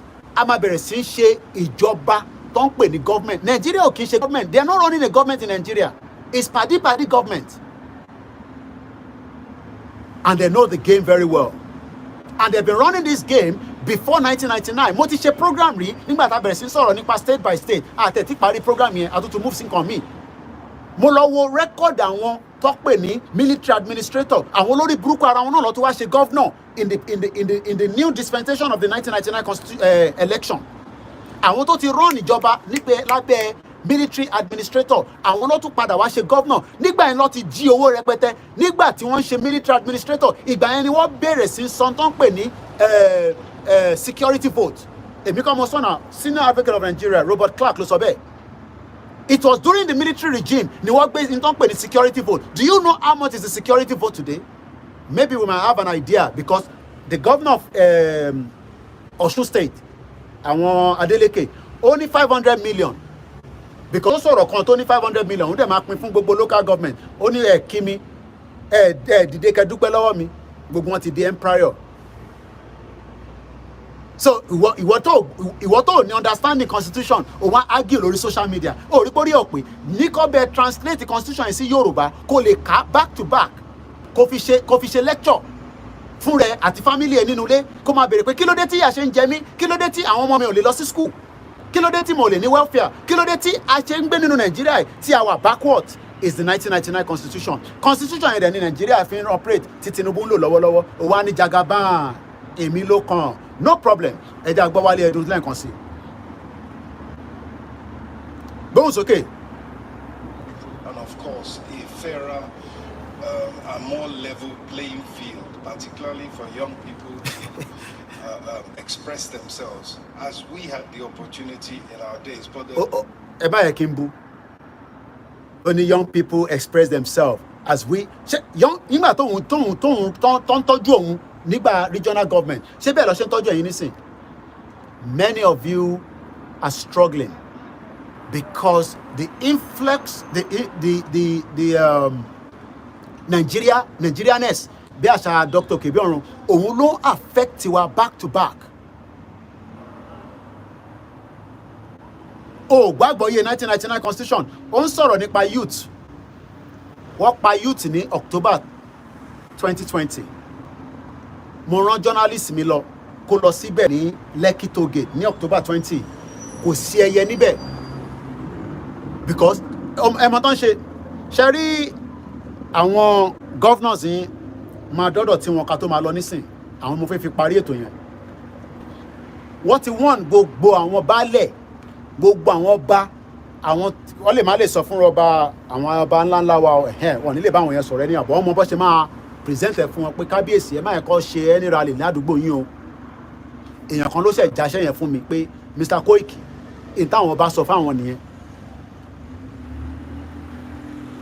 pé ẹ má jẹ́ kí èmi tí mo wá ń ta mo wọ kíní sísàlẹ̀ èmi á máa fira mi èmi á jẹ́ kó tutù ṣe mí léṣe támáwẹ̀ lélẹ́yìí mo wọ támáwẹ̀ mo wọ singlet èmi kẹ̀ mo dẹ̀ wọ socks sísàlẹ̀ mo dẹ̀ wọ bàtà gidi orí tí mo dé eléyìí tí mo dé sórí gan sẹ̀ mo dẹ̀ ti bo etí mi kò tutù púpọ̀ náà but at least notwithstanding mo ṣe lè ṣe é lè gan sílẹ̀ kátẹ́gùn fẹ́ sí mi lórí díẹ̀ tó bá ti ń di pé drop díẹ̀ ní kíní ànílé máa dúró síta báyìí but for now ó ṣì wà okay ṣe rí àwọn ọba yẹn kí ni Mr. Adeyanju sọ wọ́n ní boss man the local government chairman was just greedy person he stay very close to the house of which I will never mention here he stay far away from the village kí ló fẹ́ máa gbé ní village fún ṣé village ń ṣiṣẹ́ ni village ò ṣiṣẹ́ now I don't think some of you kò sí village ò ṣiṣẹ́ so when Mr. Wale Edun is talking about the youth of today oh yes because we have 60% of the youth in Nigeria today but this 60% of the youth are not given opportunity because the way Nigeria is structured. And this structure is because we are not under our own supreme power. So, sọ̀rọ̀ nípa sovereignty yẹn ní ìdajì. So, tá bá ní ká lọ wo, what is sovereignty in a simple word? Tó ń ṣe òyìnbó ńláńláńlá. Sovereignty can be described the power of one state, Yoruba nation.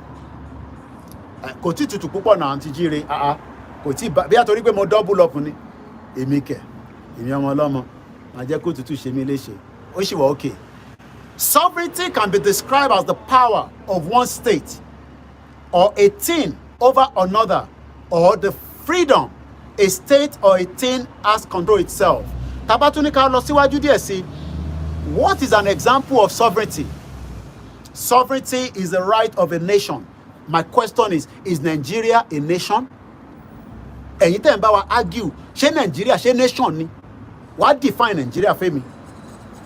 All these, our scholars, our elite, Wale Edun knows that Nigeria is not a nation, but they are trying to experiment Nigeria. Mọ̀ pé project ló gbé lọ́wọ́, òun náà fi experiment. Project ni, because let me kí ló ń pè ní kí ló ṣe máa ní kí wá defend the project yìí because when you have a gigantic project wọ́n náà máa try gbogbo oríṣiríṣi Wale Edun náà nísìn á lọ gbé àwọn tó jẹ́ pé wọ́n jọ lọ sí school tó mọ̀ pọ̀ good àwọn tó wà ní America tó wà ní Canada àwọn tó wà ní Nigeria á kó wọn together á ní káwọn jọ ṣiṣẹ́ èmi àná òkè wọn á bẹ ṣiṣẹ́ make I tell you something Mo mọ àwọn kan tó yẹ pé they are being paid for every work they do with the Nigerian government and they are not living in Nigeria. Tó bá kọ paper kan fún government gbọ́dọ̀ sanwó fún wọn. Ó kọ́ yẹ pé government máa ń jẹ gbèsè ni. So àwọn ọba wa wọ́n ní ó ti sọ fún àwọn ọba kíkọ̀ mẹ́nu kúrò níbẹ̀ pé do not allow any kind of form of rallies kó ṣẹlẹ̀ nílẹ̀ Yorùbá aládùúgbò yín. Tó bá ti ṣẹlẹ̀ pẹ́rẹ́ a máa hold yín responsible. In tí yàn kan sọ fún mi láàárọ̀ yìí nìyẹn. So these problems of being part of Nigeria, if not going to resolve because Nigeria is not a nation. So à ń sọ̀rọ̀ nípa sovereignty. Sovereignty is the right of a nation, a group of Yoruba people, to be self-governed. Right now we have governors, but these are not working on behalf of a Yoruba country. They are working on behalf of Nigeria as a country. Kawamenu Sodan governors were. I'm asking why is this governor Aketi? Bí àmì ni mo understand ẹ̀yin ọmọ Ondo state mo dẹ̀ ní mo rí aunty mi níbí báyìí my big aunty Comfort Ológunjà àbẹ́yìn tẹ́ bá jẹ́ ọmọ Ondo mo ti understand kí ló dé tí Akérédolú operate láti Ìbàdàn ṣé wọ́n ti ṣògùn sí governor's house tó sọ fún pé Ìbàdàn ni kò ti máa operate nísìn I don't get it. I mean, I am lost. Ẹ̀yin ọmọ Ondo state ni mo bá sọ̀rọ̀ nísìn. Ẹ là mí lóye kí má bàa sọ̀rọ̀ sọ. Kí ló dé tí Aketi, ìyẹn Governor Akérédolú tó operate láti Ìbàdàn tó padà sí state ẹ̀? Ṣé wọ́n ti ṣe ògùn sí state yẹn because kò sí nǹkan tó kì í ṣe Nàìjíríà? Ṣé wọ́n ti kọ́ àwọn talisman àwọn tó fẹ́ clear bẹ̀ kó tó di kó máa padà ni? Because why is he operating from Ìbàdàn? If he's not feeling very well, èmi ò gbàdúrà ikú fún. I pray he has a good health, but for now, maybe he should resign. Because what is the essence of a governor that cannot operate? And this is how you want development to happen in that state. I pity a lot of you, but we will never stop carrying you along to the reason why the Yoruba people must exit. We will leave Wale Edun. I do not own that video. You can watch it on the YouTube of the channel's television. But the last thing I'm going to talk about before we finally close the broadcast this evening. Remember, my name is Olami Koiki. This is Koikimedia, bringing the world closer to your doorstep. A journalist to the core, a father, and also an uncle. A man that believes that the Yoruba people can do very well without being part of what is called Nigeria today. In your corner, I am from Ondo State. You and in UK, you are also talking from there. Come home if you want to make sense. Omali, bomb bastard. Oh, no, I'm from Ondo State. Omali, lo fe ya. Abi, we shall have sorrow. Bomb bastard. Come back home. Timba wale ko wale mi wale. Olórí burúkú somebody, bomb bastard. Kò ní dá fáwọn tó bí ẹ. In tó lè sọ fún Ṣẹ̀wọ̀n Kíbalóyè ló máa sọ sí mi níbí báyìí. Ṣẹ̀wọ̀n Kíbalóyè kúkú ní dá yín lóhùn. Gbogbo comment ten comment kò ní dá yín lóhùn. Olórí burúkú ọmọ àlè àwọn ọmọ Fúlàní. Àwọn Fúlàní tá máa fòkù pa gbogbo yín tó bá yá ó kù díẹ̀ ni. Àwọn tèmi ń bá sọ̀rọ̀, I am talking to the real Yoruba people. Kò ń ṣe àwọn ọmọ àlè Yorùbá. Bẹ́ẹ̀ ni ìyá mi Mrs. Posh ọmọ àlè ni. À ń sọ pé gọ́vnà yín ó operate láti Ondo State láti Ìbàdàn. Ṣé yẹn right? Ó ní come back home. Okay, ìyá mi David ni yes, the place has been laced with juju according to the report by the deputy governor. Okay, so answer. So kò wá sílé mi tó lè gbé ní Ondo State. Kí Ọmọlúkà fún nílé kó máa gbé lọ́dọ̀ Ọmọlúkà now. How can a governor be living in Ondo State, Ibadan? How is he going to manage the project in Ondo State? I am talking to the real Yoruba people. Don't wait for your life to be taken before you join the Yoruba Nation movement. The Yoruba Nation movement is a movement, as you can hear it, is a movement. Nigeria is still operating. But I know, and I'm very, very sure that Nigeria will wind down at the appropriate time. Tinubu lived in this country for 4 years. I teach a Yoruba Nation for 4 years. Milton Keynes, he was away from Nigeria and he was doing the same thing I'm doing, but the only difference is considered technology by. So in time Tinubu man ṣe nígbà ni pé one-to-one meeting làwọn máa ń ṣe wá lọ meet wá sọ̀rọ̀ kí la ṣe máa ṣe kí la ṣe ní ṣe àbọ̀rọ̀ mọ̀ yẹ yín nísìn. Eventually he went back to Nigeria. Tinubu gangan kọ́ ló fẹ́ lò. From what I was told, Funshaw William was the best option on the table. But the rest is history. Tinubu got to become the governor of Lagos State. And tó bá dẹ̀ wà ní position yẹn ní Lagos. Ìyẹn Ọbásanjọ́ ṣe bàjà títí. So he was able to pull resources together, brought in some certain people, they transformed Lagos to some extent, and he was able to become the Jagaban of Lagos State. But Osenito ambition, there's nothing wrong in that. He had another ambition. But gbogbo tó sọ fún wọn nígbà yẹn, nígbà tó jẹ governor, òun kọ́ ló ṣe o. This phone is also saying 15%, so we're going to wind down the program as quickly as possible because this is the backup channel of Koikimedia. So what we are saying right now is that Tinubu gave the assurance to the Afenifere of certain things. It failed. It did not deliver. Bí àtọ̀rẹ́ làwọn bàbá yẹn ṣe supported, tó lọ support Peter Obi. The Moki Baba Kunle Shita, ọmọ Lubaka Moki, bẹ́ẹ̀ ni ọmọ àlè ti pọ̀ jù. Àwọn tí Fúlàní ti bá ya wọn sùn. Moki wa Koikimedia backup thing. What we are saying before we go as our take-home note, Mr. Wale Edun, ẹ̀rípẹ́ ni mo focus lé lórí. Àwọn tó mọ̀ yín wá deliver message mi fún yín. I wish you would do the best, but 4 years, I hope that there will be a comeback of Tinubu to complete the 4 years. But maximum 8 years, you would have done your best to stabilize the Naira. Because Naira yẹn ó ti dead, ó ń lọ bí ẹyẹ lékeleke. Naira today to pounds is 1,490. Naira to dollar is 1,230. Àwọn kan ní lọ sókè ó jù bẹ́ẹ̀ lọ, doesn't matter. Àìtí wọ December.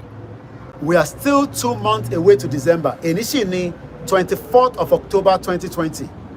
By the time tá máa fi dé December, Mr. Wale, tẹ́ bá tẹ̀lé bá wa reduce ẹ̀ pé kí Naira yẹn kó má lọ sókè jù bí ó ṣe ń lọ. We will know that you are working. How are you going to do that? You have told us that 10 billion Naira is coming into the economy. Mo kí bàbá wa Stephen Emmanuel, mo dẹ̀ kí gbogbo àwọn GR1. Triple DRS, mo rí ẹ̀yin ẹ̀gbọ́n mi dáadáa, mo rí pé o program tí mo ṣe lánàá, mo ti rí comment yìí.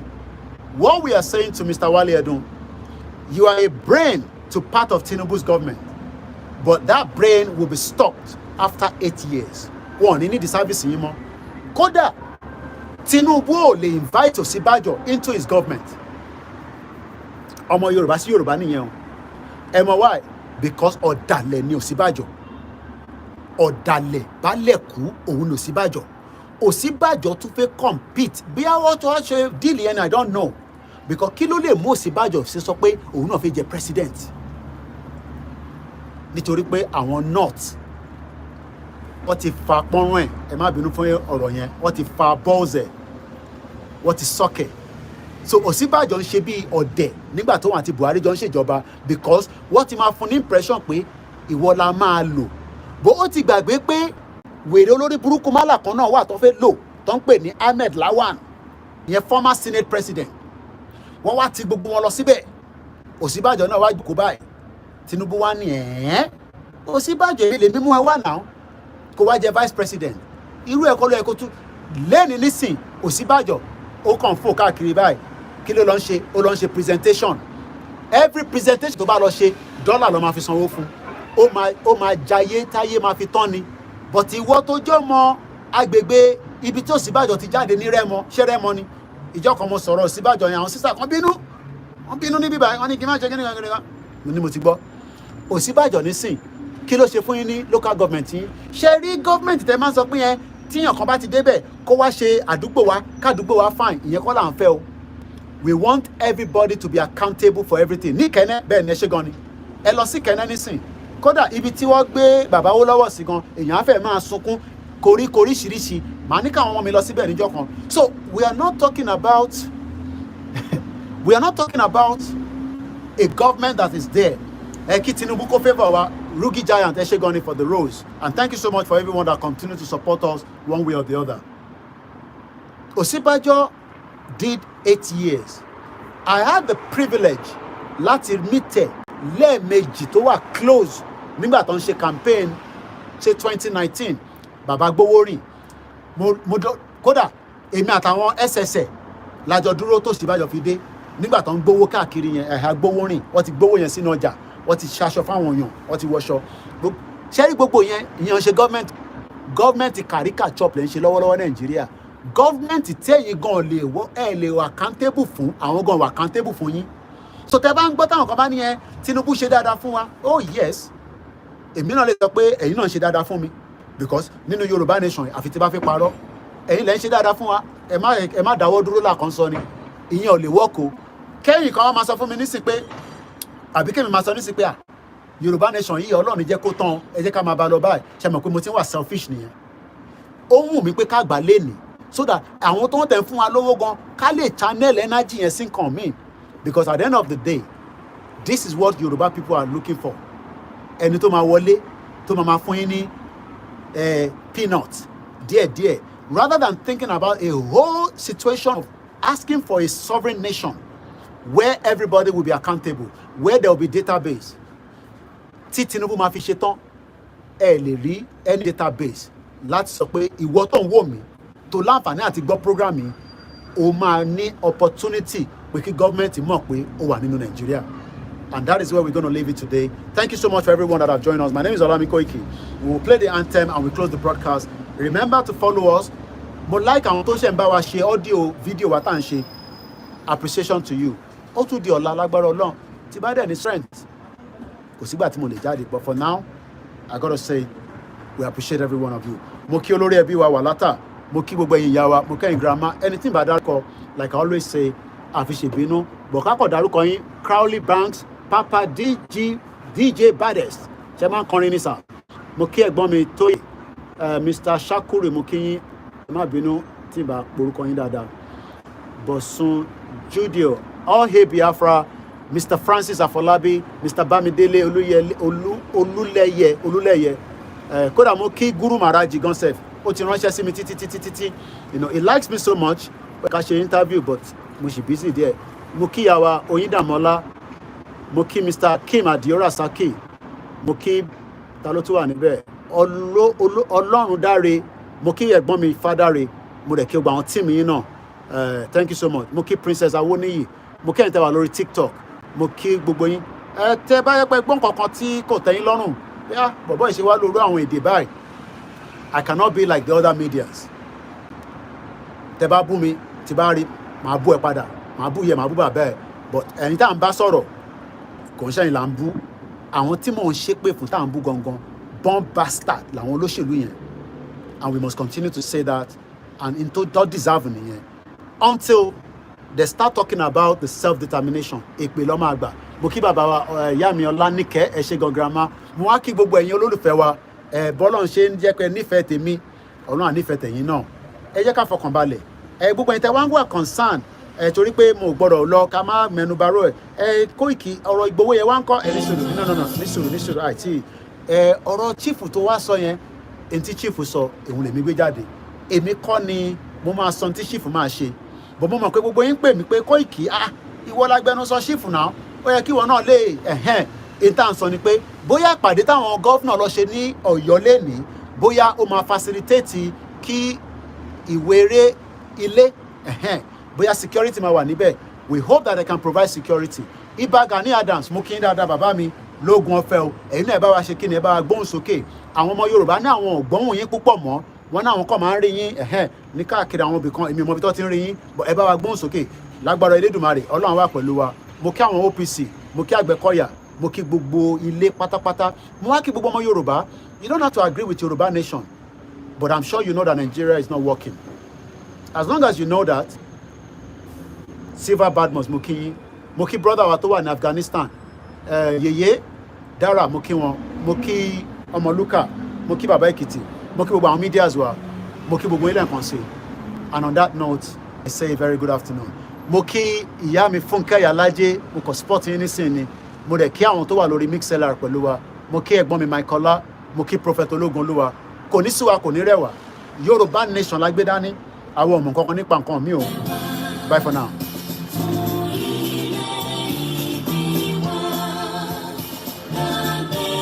Kàgbéga, kàgbéga. Ìgbàgbọ́ o. Bàtí bẹ̀rù. Ẹ jẹ́ ká ṣiṣẹ́ o.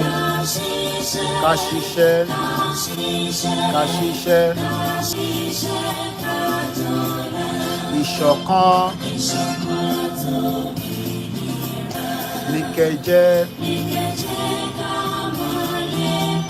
tẹ̀síwájú gbogbo ire àtòhun àwọn ọmọ Odùduwà ọmọ Odùduwà bọ́ sí ipò àwa ní ìmọ́lẹ̀ ògbó adúláwọ̀ àwa ní. Thank you so much. Enjoy the rest of the evening. Remain security conscious in Nigeria. Don't trust anything at this stage. Nigerians must be very, very careful. There's a lot of crime going on. I wish you all the best. Ẹ ṣé gan ni mọ́mí wa, Mrs. Posh. Bye for now. Aláròyé Ìbàdàn, mo kí yín sá o. Ó dàbọ̀.